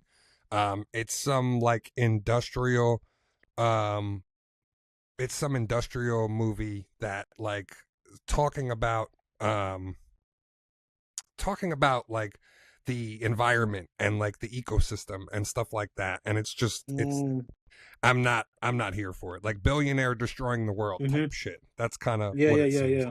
like. Hmm. We got Toy Story 5, which is apparently the most I heard that was anticipated really movie. hype. Yeah, Yeah. yeah, yeah, yeah. I heard that was really hype. So the whole thing revolves around Bonnie getting attached to this tablet and basically, the toys not being played with. So a very real life topic about how much, Hmm. your kids play with digital stuff and aren't playing with like actual real toys or Using using their their actual imagination. imagination. Yeah. Hmm. So Fucking I thought that creepy. was cool. The live action Moana was shown off. That still doesn't do it for me. The Rock just looks so fucking awkward in that wig, and it just Yeah, I'm it the looks. biggest Rock fan, so seeing him in anything, I'm here for it. But I will say he does look a little funny. But I mean, how can you make a realistic Maui? Like And they he's talked already about shape formed weirdly in the they cartoon, so to see him in this is as good as they it gets, talked I think. about like Maui being inspired by the High Chief Peter Maivia too, and like gave this whole Uh-huh. speech about how like it's inspired by my grandfather and this, that, and the third. And I'm just like, man, I've had enough of the Rock. The other thing that Rock Mm. is coming out is Jumanji 3, which is now. Yeah. It was supposed to come out before Doomsday and Dune, and now it's coming out on Christmas Day with Harry Potter. So I feel like they're gonna get the short end of the stick because you're gonna be dealing with a lot of people going back to rewatch Doomsday and go back to rewatch Dune 3 Yeah, I was about to say, God damn, that's a lot of rather than movies at the rather same than time. going to see Jumanji 3 of all Hmm. fucking things. But Yeah, I'll apparently catch that on streaming. I apparently never the even seen Jumanji 2. so the characters like in Jumanji, in the new Jumanji movies, like Kevin Hart, Jack Black, Karen Gillan, The Rock, they're all like avatars for these kids that go into the game. The flip Yeah. side is going to be the avatars are coming to the real world, and like the Jumanji game is going to take place in the real world this time rather than Mm. being like in the In the imaginary game. Mm. game Yeah. world that it's in. Hmm. I don't care again about either one of those movies, but another highly anticipated movie that I have no connection to, but apparently was number 2 on the top 10 list is Devil Wears Prada 2. I Oh think the yeah. red carpet is going on right now as we It. record this, and they Hmm. showed off a new teaser for it. I never saw the original one, but Anne Hathaway is awesome. Is So Yeah, and she's Anne Hathaway, so yeah, I get the hype behind that. Um, it's a real girly movie, and I know it did transcend a whole generation, so I can see the hype around that. So yeah. although I never saw the first one either, but I get it. Yeah, and Meryl Streep is back and all of that. So I'm sure that the people who love the first one is going to love the second one. The Right. big thing that a lot of people kept talking about is this movie called Whale Fall, and it was part of the Disney presentation. And the scene that they showed is a diver who's underwater, and basically he sees like a giant squid underwater, and he's taking photography of this giant squid, and all of a sudden this whale comes and tries to eat the squid. In the process, this diver gets grabbed by the squid as the squid's being eaten by the whale, and you're watching this from like a camera view of the diver being engulfed in this whale's mouth and trying to climb out. And everyone said the footage was fucking incredible at CinemaCon. And like, no, Super Troopers, it's the comedy where they're play the state troopers. It's the guys that are all together all the time. They have the firefighter show on Comedy Central too. I forget what it's called. They did Reno 911. Because you know what I'm talking about. No, they did talk about a Helldivers movie coming out. I don't know anything about it. I just heard that it was announced. But yeah, I think that's all that was said. It wasn't like a presentation for it or anything like that. Yeah. All right, so we got that'll wrap it up for CinemaCon. Overall, like I said, great stuff. A ton of stuff. We spent an hour and a half just talking about CinemaCon stuff, which is insane. So we're gonna try to shoot through quick some of our recap of Maul. We got the new episodes for episodes 5 and 6 of Maul, and man, I was so excited to wake up and watch this show. And then when I saw both episodes, I was just fucking blown away. I was so excited all morning. It was an action-packed episode. Both episodes, like 5 and 6, really. Like, we got the fallout from Two Boots and Lawson. And Two Boots thinking that he did the right thing and that everything's going to be fine, not realizing that, like, Lawson's in the crosshairs. Lawson's commanding officer is dead. I hate to tell you that. I don't know if you picked up on that, but when Lawson gets brought into the interrogation room and asks about her, Maroc's like, you ain't ever gonna see that bitch again. Like, never. And then I don't know if you noticed, there's claw marks. Like, she was like, Maroc basically used a Jedi mind trick on her to get the information out of her. And you can see on the table that, like, she was gripping for her dear life to try to not break. I love the fact that Maroc was shown as being such a strong, like, he is the first brother. A lot of people don't realize that he is the first brother Inquisitor. So you have the Grand Inquisitor, and then you have him being next in line. He was never shown off as this, which I love that they actually made the Inquisitors be a challenge in this show. They're usually always seen as cannon fodder. They're usually always brought on to just kind of be that other person that the Jedi can take on before they get to, one of the main villains. And I loved Maroc being, like, instrumental. You see him retracing the steps of the crime from last 2 episodes. He's touching the lightsaber marks in the wall and can visualize like Cal Kestis can, getting like those force echoes of stuff. And I love that. I thought that was such a cool way of showing us why he's an Inquisitor and that he's not just like a fucking pushover. Right. And the fact of him tracing the steps of what he found out and using the force echoes to, like, figure out the information and see all these different things. Meanwhile, Lawson gets out of his interrogation, goes home thinking that, like, man, I had the fucking worst day of my life. I'm just glad I got out of there and made it alive. And then he opens his fucking front door, and there's his son harboring the 2 Jedi. And he just looks at him. He's like, motherfucker. Like, my day just went from bad to fucking worse. And, like, he's trying to... I see, and I thought this was a fucked up move by Daki, because now I understand from Daki's position, he's the only person you think you can trust is Lawson, because you know his character, you know who he is as a person. But at the same time, you put him and his son in extreme danger just by going there and popping up there. And you see that because Maroc was already on his trail of, like, he figured that Lawson was going to do something after he left the interrogation, and he did.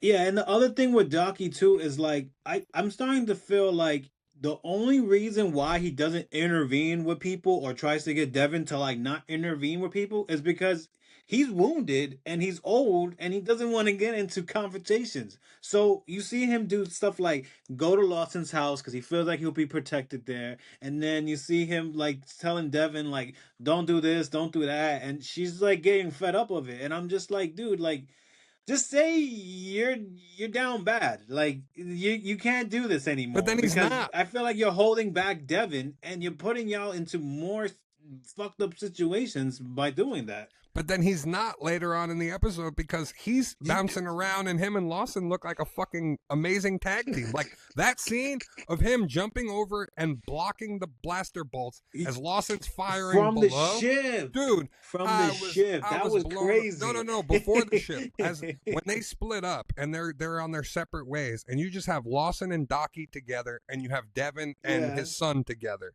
And Lawson and Docky are just making their way through all of these fucking troopers, and Docky's leaping over him, blocking the saber bolt, blocking the blaster bolts, and protecting Lawson at the same time, while Lawson's firing off his gun, taking the shots, and just pinpointing people. It was revealed in the last Maul comic book that Lawson does have a past as a bounty hunter, and then we see when they go for protection at the, his jump off that we met in the first episode, that she was his partner at one point. So that's how that's their relationship, is that they were both bounty hunters at one point together. And Lawson knows from the situation. But from when when they pull up and to go to her to get help, the first thing that comes out her mouth is, "Oh, you brung your child." And she just sounds so salty when she says that shit that I was just like, this was definitely your girl before you met Riley's mom. 1000%. I don't she's think tight that you had a kid with her. I don't think it was before he met Riley's mom, who we did meet in this episode, and we'll talk about her in a minute. But you basically come to find out in this episode that Lawson and that girl were both bounty hunters before Lawson became a cop.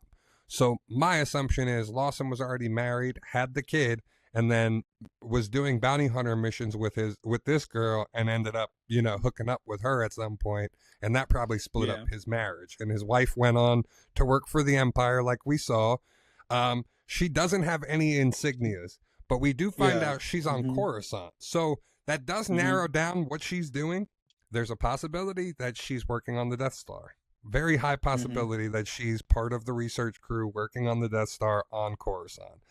There's also I gotta go back to work too, and you never show where she's at. And there's also a possibility, because there's no insignias on her. Usually you could tell by the uniform that they're wearing, or whatever the insignia is, where they're stationed or where they're working for. The other thing could be that she's working at part of the ISB, because the ISB headquarters is on Coruscant. So it's not really specified.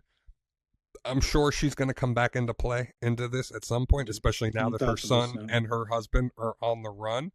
And we have a second season coming out too, so there's plenty of room to play with her. Well, let's see if Lawson makes it out of this season, because that's the other thing I'm going to talk about is Two Boots now. So Two Boots now is under full control of the Empire, does not realize it. They even tell him, take those boots off, they're not regulation. Oh my God, I felt so bad for him when they told him that.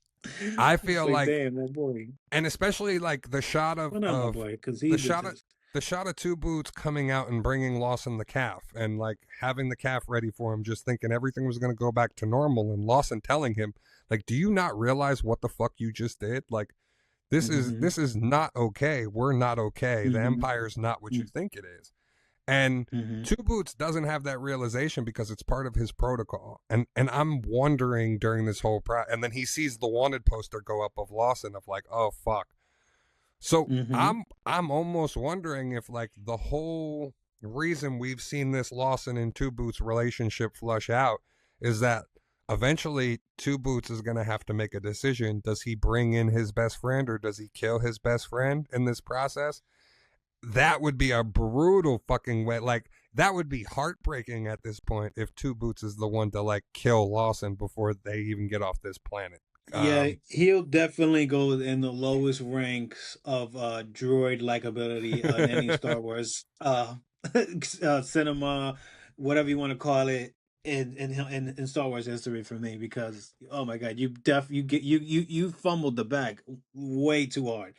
I had That's heard his so beast. many people complaining about the character of Lawson too, and just like, why are we learning about this guy? What does he matter to the story? And I feel like, as we see in this episode, him and his son Yeah. are both very much important. And I could Mm-hmm. see a scenario where Lawson gets killed or something happens to him, and Riley is part of Maul's plan with Devin. Like, the Jedi are taught not to have attachments. I could see Maul encouraging her having an attachment with Riley and, pushing that relationship on her as another way to like continue to fuel what he's doing. And then Mm-hmm. we get to probably the most epic thing. Well, one thing before we get to that, did you notice the whole thing with Rook, Cass, and the rest of the Mandalorians? The rest of the Mandalorians, now that the Empire's here, they want to go. They want to get the fuck out of here. Yeah, yeah, yeah, yeah, yeah. And Mm-hmm. and Rook's trying to rein them in, but I think Rook is Mm-hmm. starting to feel like them too. So I'm wondering if, as this season's going to go on and we start to see, Maul thinks he has it all together, but Yeah. if he loses the Mandalorians and he loses Rook, and then slowly like things, he gets defeated here, does Vader show Mm-hmm. up? All of these things that could start to eat at Maul and like make everything fall apart. I think that's where we're going. I think like we could easily see the Mandalorians disperse and like leave him and just kind of leave him stranded. And he's got the Pikes, he's got Crimson Dawn still that he'll eventually take over and become the leader for. But I'm wondering if like we're seeing these seeds already of the Mandalorians are becoming disgruntled. They don't really want to follow Maul unless there's money involved. And if there's no money involved, they kind of want to bail and go do their own thing. And Brooks tells him like, "This is the person that you're trying to go after, but she's in some shit. Like, we should get out of here." And he's like annoyed with what Rook has to say, and he's Oh, he just was stuck in really his annoyed. ways. Yeah, Yeah. because when Mm-hmm. he's getting his leg fixed, which I thought was interesting too, because he feels the pain while Scorn and is working on his leg. When Rook opens the door, he kicks the fucking whatever he had his foot on at her, like, Yeah. and like is annoyed. What do you want? And Yeah. and she tells him, but then he puts it together. Oh, this is the perfect opportunity. She's gonna be on the Mm-hmm. run. Marok's gonna be pursuing her, and I'll come in like the hero and save her. And that's exactly what Mm-hmm. he did. And that scene was fucking epic on the train. That whole fight My sequence. God. And then when where is Maul? I'm right here. And he just has Yeah. his fucking Batman moment. Just standing on the side of the train. Like, dude, Yeah. I was like, fuck, yes. And then that duel back and forth of Maul going at him and Maul blocking the blade from Devin, and then Devin Mm-hmm. realizing like what Maul's doing and her instinctively jumping in between and them going Mm-hmm. back and forth with Marok. Absolute, that Martin Scorsese fucking thing. Absolute fucking cinema. Yeah. Take Yeah. my money. I am sold. Yo, but you know what's so crazy? It's a coincidence though that Maul is always there for Devin in the most important times. Well, because And he the times knows. when Jockey is there, he just kind of plays like as a babysitter to her. But Mhm. the moments in Devin's life as of right now, he's there for like like he's making what he says sound so true. And I love that Jockey tells her like you're sounding like him, but you shouldn't listen to You're that. speaking it's your words. You're speaking, but it's Maul's words coming out of your mouth. That's what he says Right. to her. Mhm. And Docky really is trying his hardest to rein her in, and then even has the whole moment with Lawson, as we see, like him and Lawson are fucking kicking all these stormtroopers' ass, and then Maul and Mhm. her take on Marok. And I love now you've seen the face of your true enemy, but the camera pans Right. back on Maul, and she's got the saber to Maul's throat, and Maul just kind of looks at her and just disignites his fucking saber and turns, and you see her like look at him for a minute with the saber still out, but then she disignites hers and follows him. So like it's working. It's all setting up here. And we saw at the very end of the episode, Marok goes into the hologram and my guess is speaking to Lord Vader. And Oh, basically you think it's says, Vader? I thought it was Palpatine "Oh, because you I think it's see like it looks like Palpatine?" a hoodie. It Yeah, did I kind see of a look like a hoodie. hood. So He said "my lord" yeah. though when he Yeah, I know. That's the addressed thing him. that fucks me up. But then what I see visually, it looks like a hoodie. So I'm Because like, like if is he it was talking Palpatine? to the emperor, he would say it was emperor. I think like it wouldn't Mm-hmm. be my lord. I don't think I my lord is usually Vader. Like Right, right. they don't even call the Mm-hmm. Grand Inquisitor my lord. So Mm-hmm. that's what I was like because he's Lord Vader to them. So that's Mm-hmm. why I thought it was Vader. It's a possibility it could be Palpatine. Yeah. We know the Crow's going to show up now in probably the next batch of episodes, and there'll be two Inquisitors on the planet hunting. Mm-hmm. Um, but and we do see from the trailers that there's another duel with Maul and both the Inquisitors, Maul taking on both Marok and the Crow. I still think Daki is more than likely going to be killed by Marok in the He's gotta next die. couple episodes. I don't He's gotta die. I don't think Maul's going to be the one to do it only because he can't do it. He needs somebody else to do it to remove Daki out of her life, but it can't be him because if he does it, it'll push her away. And I think if it's Marok, it'll allow Devin the opportunity to kill Marok and really feed into her vengeance, and that'll be the moment where we see her actually let go and use the dark side. And we saw in this episode she Yeah. is very powerful, Mm-hmm. and she does some stuff that like she does the Ahsoka move when she rips dude out of the cockpit, and you see the Mm-hmm. aggressiveness to her. And shout out to Gideon Adelon. She is absolutely phenomenal in this. She also just debuted in the new season of Euphoria as well. So she's got two things out right now. She looks fantastic in Euphoria, by the way. But yeah, she's becoming one of my favorite characters, and I love the fact that we're in her position as an audience. We're listening to all of the things that Maul's saying to her, and Mm-hmm. we're getting the same treatment she is, where these things sound believable to us as an audience member. You're feeling like she does, where you know what, he's like we said a couple weeks ago, like he's out of line, but he's fucking right. Like, Mm-hmm. and then you get And that he moment. keeps proving himself coincidentally. Like Yeah. it's like, why are you right? I hate that you're fucking right. And Like or I you're hate the he's you're always the there for bad me guy, when I but need him. you're right, yeah, and you're there. Yeah. So I love where this is going. I'm interested to see how Riley now is going to play into all of this now that Devin pretty much has him safeguarded, I guess. Yeah. um yeah, I think we're going to see their relationship grow a little bit more.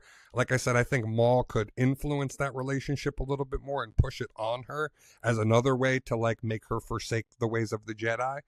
um so yeah, I think all of these things are going to come into play, and I'm so interested to see for next week. Like I can't wait. Facts. Everybody Yeah, I every think no, go ahead. No. everybody's only seen up to the next two episodes. So the final Okay. two We'll episodes be no one has gotten.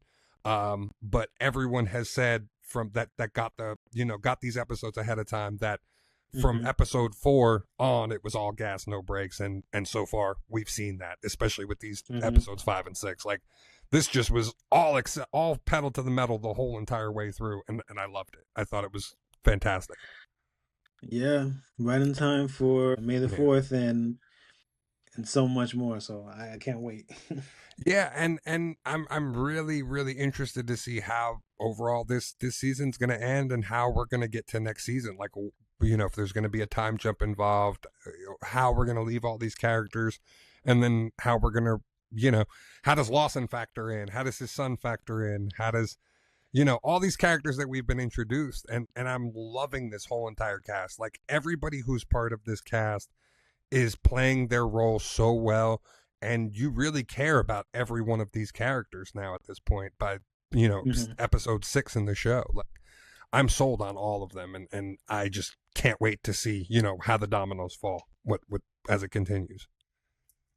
Yeah, my number one other thing is that I'm kind of starting to get tired of Jockey just because of the fact that he doesn't he's not there for for her the way he should be, and he just keeps showing it, and I feel like he's holding her back in a way, and I know she has that attachment to him, Hmm. but I'm kind of like I want this relationship stuff to move on. I really thought he was gonna die this episode, for real. Um, I and think it's he next didn't. week. But Yeah, my yeah, guess would be once Maroc shows up, I just think that's the easiest play is you have Maroc hmm kill Daki in a fight, and then you have Devin lose her shit and kill Maroc, and that would be the breaking point. That would be Maul pushing her to the edge and allowing it to happen, being the bystander and not being the one to push her. You know what I mean? Like yeah, allow yeah. her own actions and her own anger. And I love that thing that he says to Rook. Rook's like, she tried to kill you.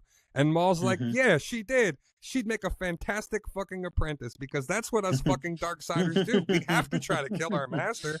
Like that doesn't make you you're not a good apprentice if you haven't tried to kill your yeah, master at least once. yeah, Like I yeah, love yeah, that. And I yeah. thought like you're seeing that split between him and Rook, and I think Devin joining Maul and becoming aligned with Maul is going to be that final thing that maybe breaks him apart from the Mandalorians. And hmm Maul is in still possession of the Darksaber, so technically he is their ruler still by law and by tradition. hmm But we know the Darksaber is on Dathomir.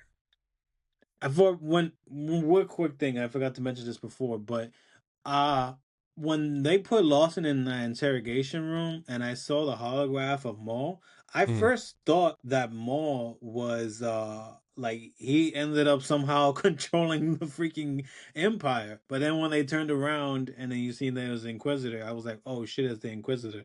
yeah, But yeah, then they're that was just a showing him good the then in hologram. that case that was a good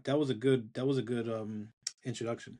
Yeah, and like you're watching everything play out exactly the way Maul told him it was going to play out. Like, hey, if things continue to go this way, the Empire is going to show up, and then we're all fucked. And then now you're hmm watching it, and you're getting a lot of hmm shades of Andor with this show as well, Oh with my this whole god. situation, because we saw this same scenario happen in Andor, where the Empire hmm shows up to a planet, they take over, and immediately, like there was no time wasted. They immediately dispersed all kinds of troops all over this planet, stopped all the ships from taking off, locked the whole planet down, and even Vario's like, what good is my fucking cartel at this point? Because now I hmm can't even do anything. He's like, I might as well hmm fucking stay with you. What does it matter? Like, I'm a hmm dead man either way, pretty much. Like, my hmm business is shot, and if I leave you, I have no protection. So it's hmm better to stay with you than it is to go on my own.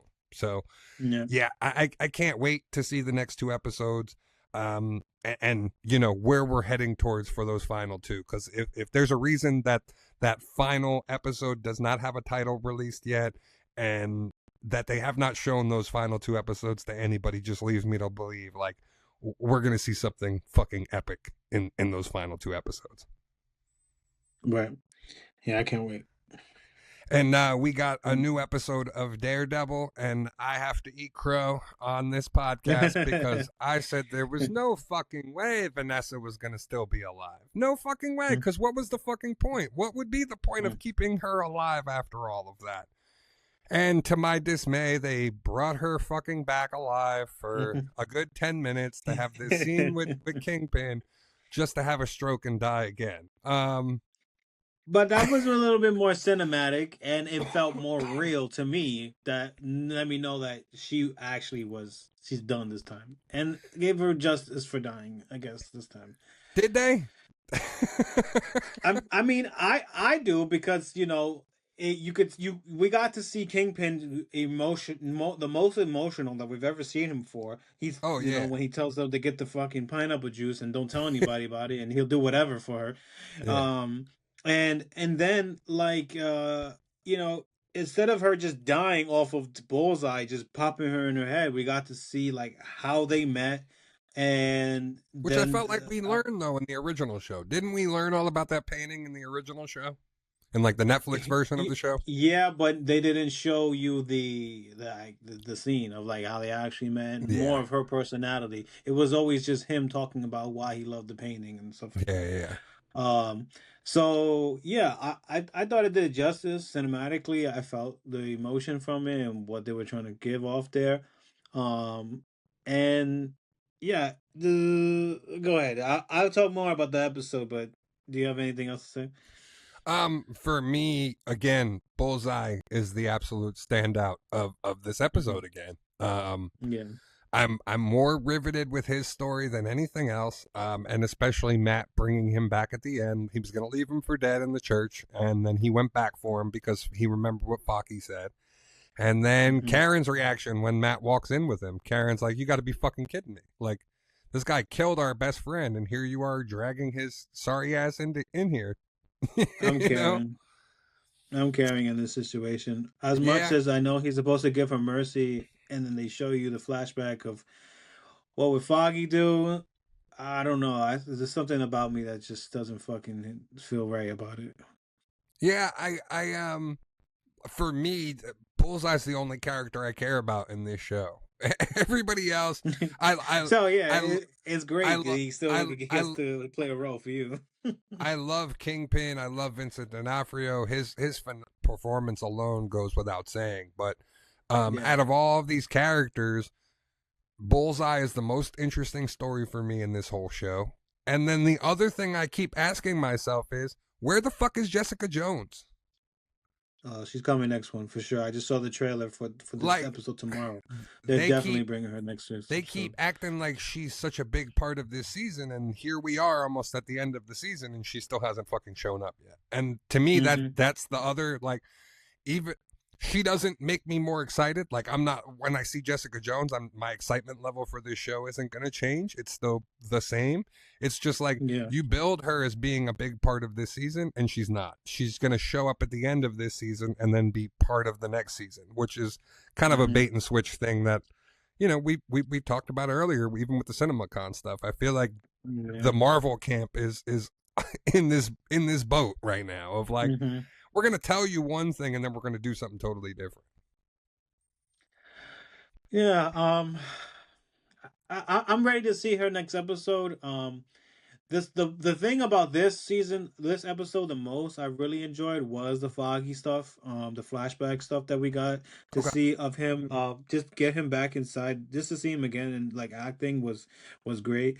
Learning about the dude that he grew up with on the street, and although the guy that he grew up with, what he did compared to what Bullseye did is not the same thing, because it's like the dude, he was like just known in the streets to be like a bully and just robbed a couple people. Well, he was working But for Bullseye, Kingpin. this dude fucking killed Vanessa, killed Foggy. Like, I don't know. That's why I mean, like, it don't match to me. Like, it's not the same thing. But Is it odd that I almost wish they killed Karen instead of Foggy? oh my god, I get why, because Like, she dies in I the just think her books. character in general is, even in the books, in this, like, she's just annoying. So Yeah, and I feel like that I feel like that wouldn't be a bad thing to me. and so But I I don't know. love Deborah How do Ann you feel? Wolf. Like, don't get me wrong. I Mm-hmm. loved her in True Blood. I've loved her in other stuff I've seen her in. I was Right. excited that she was coming back for Born Again. Mm-hmm. When it was announced. This season though, like, I could totally do without her. Like, her whole storyline I feel you on that. Yeah. is just becoming like a bogged down version of something that, like, I just don't care about. Like, give me the Matt and Bullseye stuff. Give me the Kingpin stuff. Let's get this to a culmination now and wrap this up, because Mhm. we're past that point. They've dragged this out now for a whole season when I don't really feel like it needed to be. I would. Yeah. Um, and get to season 3, whatever your plot line for season 3 is going to be, involving Luke Cage and Iron Fist and Jessica Jones. Reunite them and get us to Secret Wars. You know, like that's where we're headed. I just I don't think this show's going to do anything groundbreaking other than him showing up in Spider-Man. Like, if Right. he is in fact part of the Spider-Man, the whole hand situation and the stuff in the prison has to do with Matt being involved, I'll be more excited for that. But as far as the Daredevil show, like, I could take it or leave it at this point. Like, I'm not excited to watch it. It's literally like the last thing I go to watch before we do the show. Like, I watch Mm-hmm. everything else. I watch Rooster before it. Like, I watch all of these other shows. And then I finally get around to watching the Daredevil episode. And I'm just like, okay, like, and like I said, maybe it's me. I see people that are having these like incredible reactions to it and love it every week. And like you, I know you love this Yeah. show. Like, Yeah, I do. I do. I just, Mm-hmm. I wish I had that same excitement for it because I just don't. I'm just like, I watch it and I'm just like, okay, like, Mm-hmm. next episode next week. Like, I just love the. I've been a fan of Daredevil for forever though. So that's just where it comes from for me. But the thing too for me is like, damn, I just lost my train of thought. Fuck. Um, fan of Daredevil, you were saying you're a fan of Mhm. Daredevil, and the thing for you about this show is because you're a fan of Daredevil. Right. Mm-hmm. Yeah. That's the plot of what I was gonna say. We was talking about Karen. Oh man, I just lost my train Jessica of thought. It's all Jones right. We can and move all on. these other characters. We've been Yeah, on here for it's all 2 hours. It's all yeah, right that yeah, your brain's going yeah. after talking about all this stuff for 2 hours. I lost But my yeah, train. It'll come back to I'm me. Yeah. I'm ready for this show to like get to its climax, get to the end, and let's get to the next season. Get me to the Spider-Man movie and see if he's actually involved in that, and then go from there. Mm-hmm. I think I would have a different viewpoint, like if he does show up in the Spider-Man movie, and we get all that, and we know like, all right, Peter is assembling his team for Secret Wars, and this is who it's gonna be. I think I'm way more excited at that point. But as of right now, watching the show week to week, I'd rather this dropped all at once and just binge the whole thing and be done with it, and then not have to keep coming back to this every week. Because for me, Yeah, it's not that type of show. yeah. That was I remember what I was gonna say. This episode for sure was probably one of the least favorite of all the episodes because of the fact that it was such of a flashback episode, and Yeah. I did get a sense of like, okay, we still haven't gotten Jessica Jones yet. Hopefully, we should get her tomorrow. As of when we're recording, and like it's just like where else are we going here right now? Because it's just like the plan was to take down Fisk. Obviously now Fisk is gonna be really upset now that his wife is dead. So he better come with a vengeance. And but like I mean, well, the next thing that we can see is just Matt going straight at him. Probably doesn't succeed, and Jessica Jones, like we said, and everybody else, we'll see in season 3. Yeah, but they're gonna have to wrap up this Kingpin thing at the end of this season. Like Kingpin's got to be removed out of office as mayor. Mayor Rivera has Oh to be yeah. in place because Mm-hmm. you see her in Spider-Man. So like this Right. whole Kingpin thing has to be wrapped up by this season. So then this way Well, we I can think move it's just going forward to be with the whatever. Kingpin. I think of Kingpin being mayor thing is going to be wrapped up. I feel like maybe the girl who was the mayor from Albany or wherever that is that the Vanessa wants to talk to is probably gonna. She's probably gonna do something so fucked up that she's gonna say you got to step down or Vanessa, not Vanessa, Thunderbolts Kingpin's leader. gonna do. I think Kingpin's What's her gonna do name? something. Like he Yeah, yeah. No, literally he's gonna do is gonna something. ruin his whole reputation now because he's gonna Right. go after Mm-hmm. Bullseye and Daredevil. Like Mm-hmm. he's gonna want Bullseye dead. Mm-hmm. And I don't know if he's gonna succeed with that. I kind of hope that we get Matt and Bullseye teaming up against Kingpin for the final fight, but who knows Yeah. what it's gonna actually be. And it's Task Force. I do still find Gandolfini's story though to be another interesting thing. Like I'm more invested in his character and the whole Buck situation of him thinking that Buck was going to kill him. Buck went into had him stop at the store, comes Oh out my with god. comes out with the saw, comes out with the shovel, and then pulls up. He ridicules him the whole way. Buck almost Gandolfini's Shit his character pants. almost shit his pants and admitted to what he was doing almost. And then, he's like, what do you want, the saw or the shovel? And shows the body in the back of the trunk that they've been driving around this whole entire Is time. that a Sopranos reference at all? I What? kept feeling like that was something. Just him showing him like what do you want, the saw, the shovel, and showing him Yeah, the body in the back. Is that is that was a Soprano reference? that is a Soprano reference. That's from Okay. from when Paulie and the other one go out and bury the body. And he's like, what do you want, Okay. the shovel or the saw? And so yeah, Okay. it is a I callback to felt like it Sopranos. was. Yeah. Okay. And like I really like Gandolfini. Like I don't know if it's my attachment to his father and just seeing like bits of that, in the kid, No, because you do. he is a spitting image of his dad. Like And like he it's played his no. dad in the Sopranos prequel, that they did on HBO. Mm, So it's I'd like to see more of him in other stuff. Honestly, I like yeah, him in this show. I like where this storyline is heading, and I'm interested to see if like he's gonna have to intervene or Buck's gonna be the one to put down his girlfriend. You know what I mean? Like his girlfriend's the one mm. leaking the information. It's only a matter of time before somebody puts Yeah, that together, and or Buck and he's already gonna knows. snitch. He's Yeah. gonna snitch somewhere or another because he almost did it this episode. I just feel like that's in his character. He's gonna snitch. Yeah. So, again, I want to see this show kind of wrap itself up now. At this point, I'm past that point. Like, if this show would have dropped all at once, I think I would have enjoyed it a lot better. But the week to Yeah. week on Daredevil is not it for me. At least with Maul, we're getting 2 episodes a week, so you kind of get like a resolution every week. With Daredevil, it's just kind of been like, all right, I have to wait for next week, and then I Yeah, wait for next week, and like then nothing kind of happens. I've only felt like the same as you after this episode because Okay. this episode really made me say, yeah, all right. When I see flashback episodes like this, I always feel like they didn't know what to write in the story here, so they threw a flashback episode in there to save time in the story. Yeah. So like after seeing this, I'm like, all right, I'm ready to see what happens.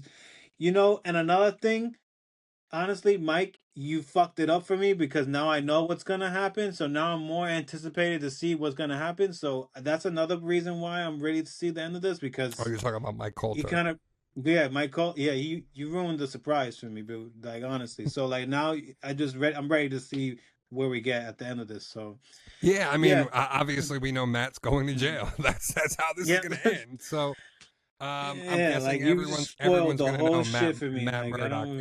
is Daredevil Mhm, when it's all said and done. And for mhm. me, like I said, like even with that major spoiler, it's just like, okay, so that's where we're going with it, and it's just like that's what I've invested week to week on.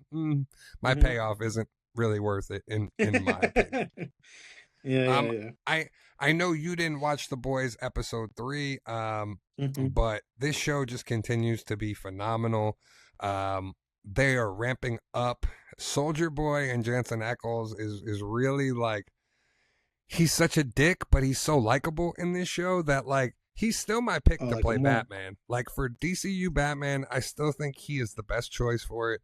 Okay. Even though he is older, I just think he can pull it off so well. And this show just continues to prove it. I'm really looking forward to seeing the Soldier Boy spinoff that we're going to get from this. But yeah, so far this season of The Boys is fucking phenomenal. I can't wait for the next Hmm. episode. And nobody is safe. Nobody's off limits in this show at all, especially because it is the final season. So anybody could die at any point, and I think that really ups the stakes for, this whole entire series so far. What do you got for comics of the week? Because we've been here for 2 hours already. I'm sure people are tired of listening to us talk. Yeah, so for me, obviously it's Absolute Batman. We Okay, get the introduction of Robin, but also the introduction of Scarecrow as well. and Deathstroke's in Deathstroke. this. Yeah. Yeah, and it's really good. This is just like a normal mention, but my real comic of the week was the new Nightwing, The Bridge. Okay. Yeah. I didn't read the first issue, but I mean, going into this, it kind of tells its own story in a way. Yep. So this was a shot in the dark for me. I wasn't expecting to really like this one, but I love the grittiness of it. I love the story of it. It's you get Batman in this as well, Yeah, I picked it and up too. and um and I'm trying to get more into the trying to join the wave of the Nightwing stuff. So to kind of get a sense of what everybody loves about this guy so much, and Yeah. Especially this one got me. this writer, like this run Hmm. has been I think it's Dan Waters if I'm not mistaken. I don't have it in front of me. Yeah, Um you're right. Hmm. but his run of Nightwing essentially has been really really good so far. So yeah, that was a solid book this week. Hmm. That's all you got? Yeah, those were my that's those were my two. I did get some other stuff. It was Okay, for you. whatever. It's not that mentioned. Yeah, yeah. So, like you said, Absolute Batman, we got the debut of Absolute Deathstroke, which we come to find out is basically the general for Joker. Joker has stepped up his presence now in public and is being seen all over the place after being like an elusive guy. He has Deathstroke basically unveil the Robins, and you come to find out that the Robins were trained all by Deathstroke and raised by Joker. It's all the Robins that we know and love, just basically raised by Joker since they were orphans and bred as soldiers. So we're gonna see them in mech suits. I don't know how that's gonna go, but it's crazy as shit. And the debut of Absolute Scarecrow was also in this issue, and he was fucking awesome. Like that scene with him and the farmers was that was pretty crazy. fucking cool. I had to really reread the page again to see if I really read and seen what I just saw. I was like, oh shit, it's like that.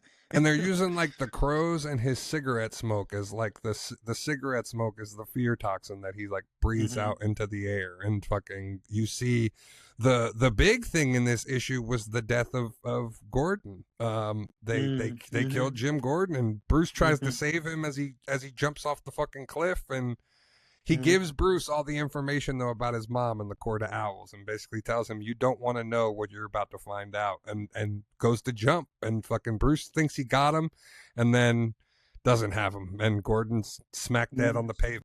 So now the whole city of Gotham... Spiderman to him. Yeah, the whole city of Gotham thinks that Bruce killed Gordon, and now is on the hunt for Batman.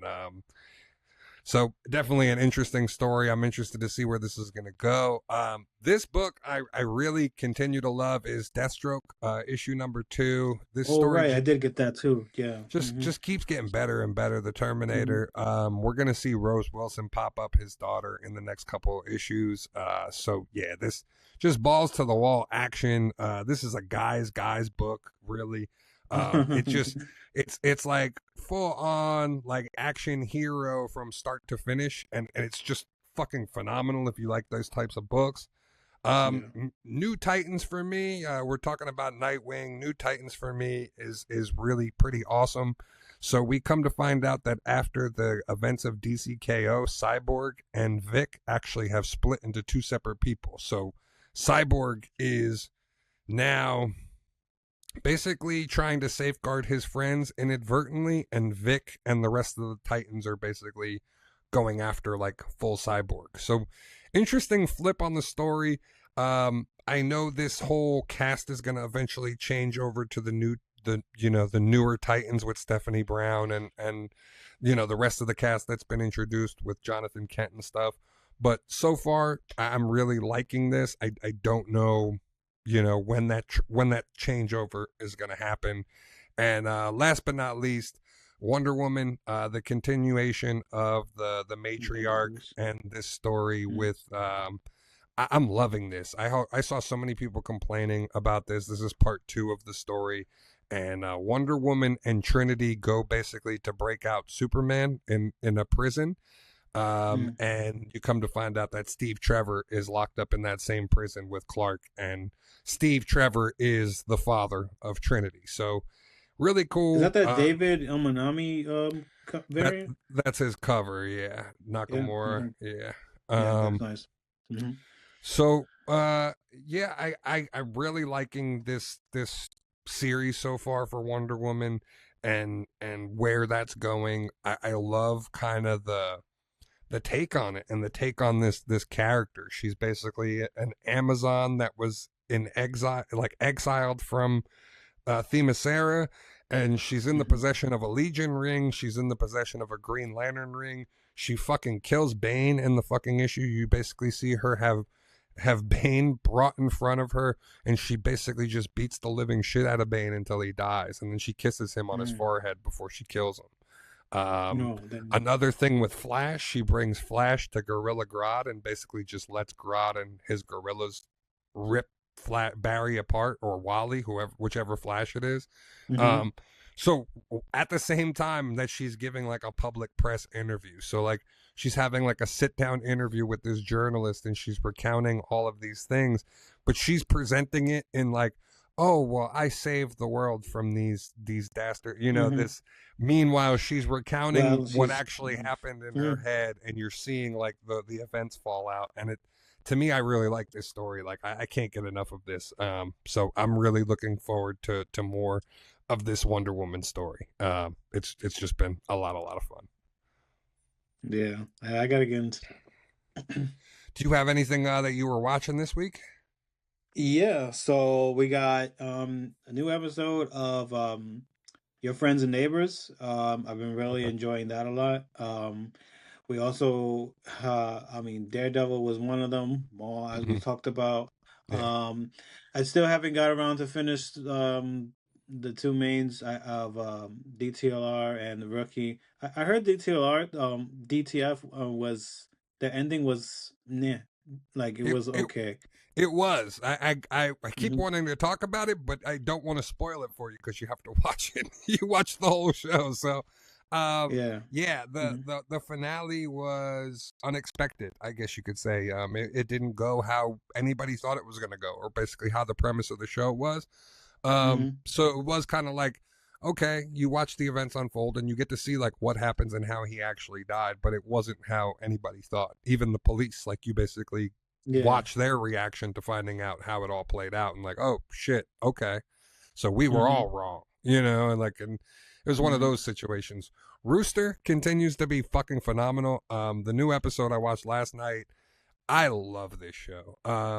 It's Yeah, I got. so it for me, I could find comedy shows, right? I could find comedy shows that like make me laugh, and it's very rare that I can find a comedy show that makes me laugh but also makes me happy and makes me understand like the scenarios that are playing out on the screen. Hmm. And for me, I think it's a fantastic show. Like I highly recommend everybody watch it. I've and always and enjoyed that more than DCF too, so I and, could see and that. Steve Carell just fucking kills it. Like Yeah, you he's come amazing. he did you see last week's episode, like, and how that ended? I have to catch up. I've been super Okay. behind on most All of the right. shows. So Hmm. so yeah, there's some You could funny say it stuff. if you want. Hmm. So do you remember like the student that he's like mentoring, right? Yes. Like the big guy who like kind of becomes like his friend, but he's one of his students. Yeah. Uh-huh. I know what you're talking So he's been sleeping with the receptionist, the about. Crystal or whatever her name is. Yeah. And so like he encourages dude to go back home to his, whatever, you can't live here if you till you get your grades right, whatever. And Hmm. fucking dude walks in to his house and there's Steve Carell in his fucking underwear and fucking drinking something out of the carton. And he's like, Rooster, what are you doing here? And you hear his mom scream from the bedroom. I forget, bring some whipped cream. I want to lick it all over you. And he's just fucking sitting there like, what? Like you're fucking my mom? Like, dude, it was so fucking funny. And then just how it all plays out in this next episode was even funnier. Oh Uh, shit. he's like, I can't I look gotta at you watch. with I'm watching I, that shit I right can't now. look at you without seeing your fucking penis. He's like, how many old people's penises have you seen? He's like, I don't want to talk about it. So it's just a funny show, man, and I'm really enjoying it. And the guy who plays like the guy from Scrubs that plays like the dean of the school, he's fucking hilarious in this Yeah. new Yeah, episode. yeah. Always in the fucking sauna and shit. Yeah. Yeah, and like Hmm. just his over like his lack of personal space and like breaking, Hmm. doesn't want anybody to leave him. It's very funny. So I'm enjoying that a lot. I'm trying to think if there's anything else that like I checked out this week. I'm sure there was. I just can't think of it off the Yeah, top of now my that head. shrinking is done, I'm playing catch up too. So So, I'm but ready. before we go, as we talked about in the beginning of the episode, WrestleMania took place in Las Oh, Vegas. that's right. Hmm. Um, we don't have to run through the whole entire thing because we've been here for a very long time. But overall, like, what were your thoughts about this year's WrestleMania? Like, did you enjoy anything? Was there anything that stood out for you, or did you feel like this wasn't it? So first things first, I want to say to WWE, I know you guys are getting all this money and life is straight, but we gotta stick to one fucking platform because I gave you one. I gave you a platform for WrestleMania 1 year, and the next year you're going somewhere else. We gotta stop doing that because not everybody in the world has every fucking streaming platform. So because of that, I was not able to see a lot of the matches in full. I saw a lot of the Yeah. clips.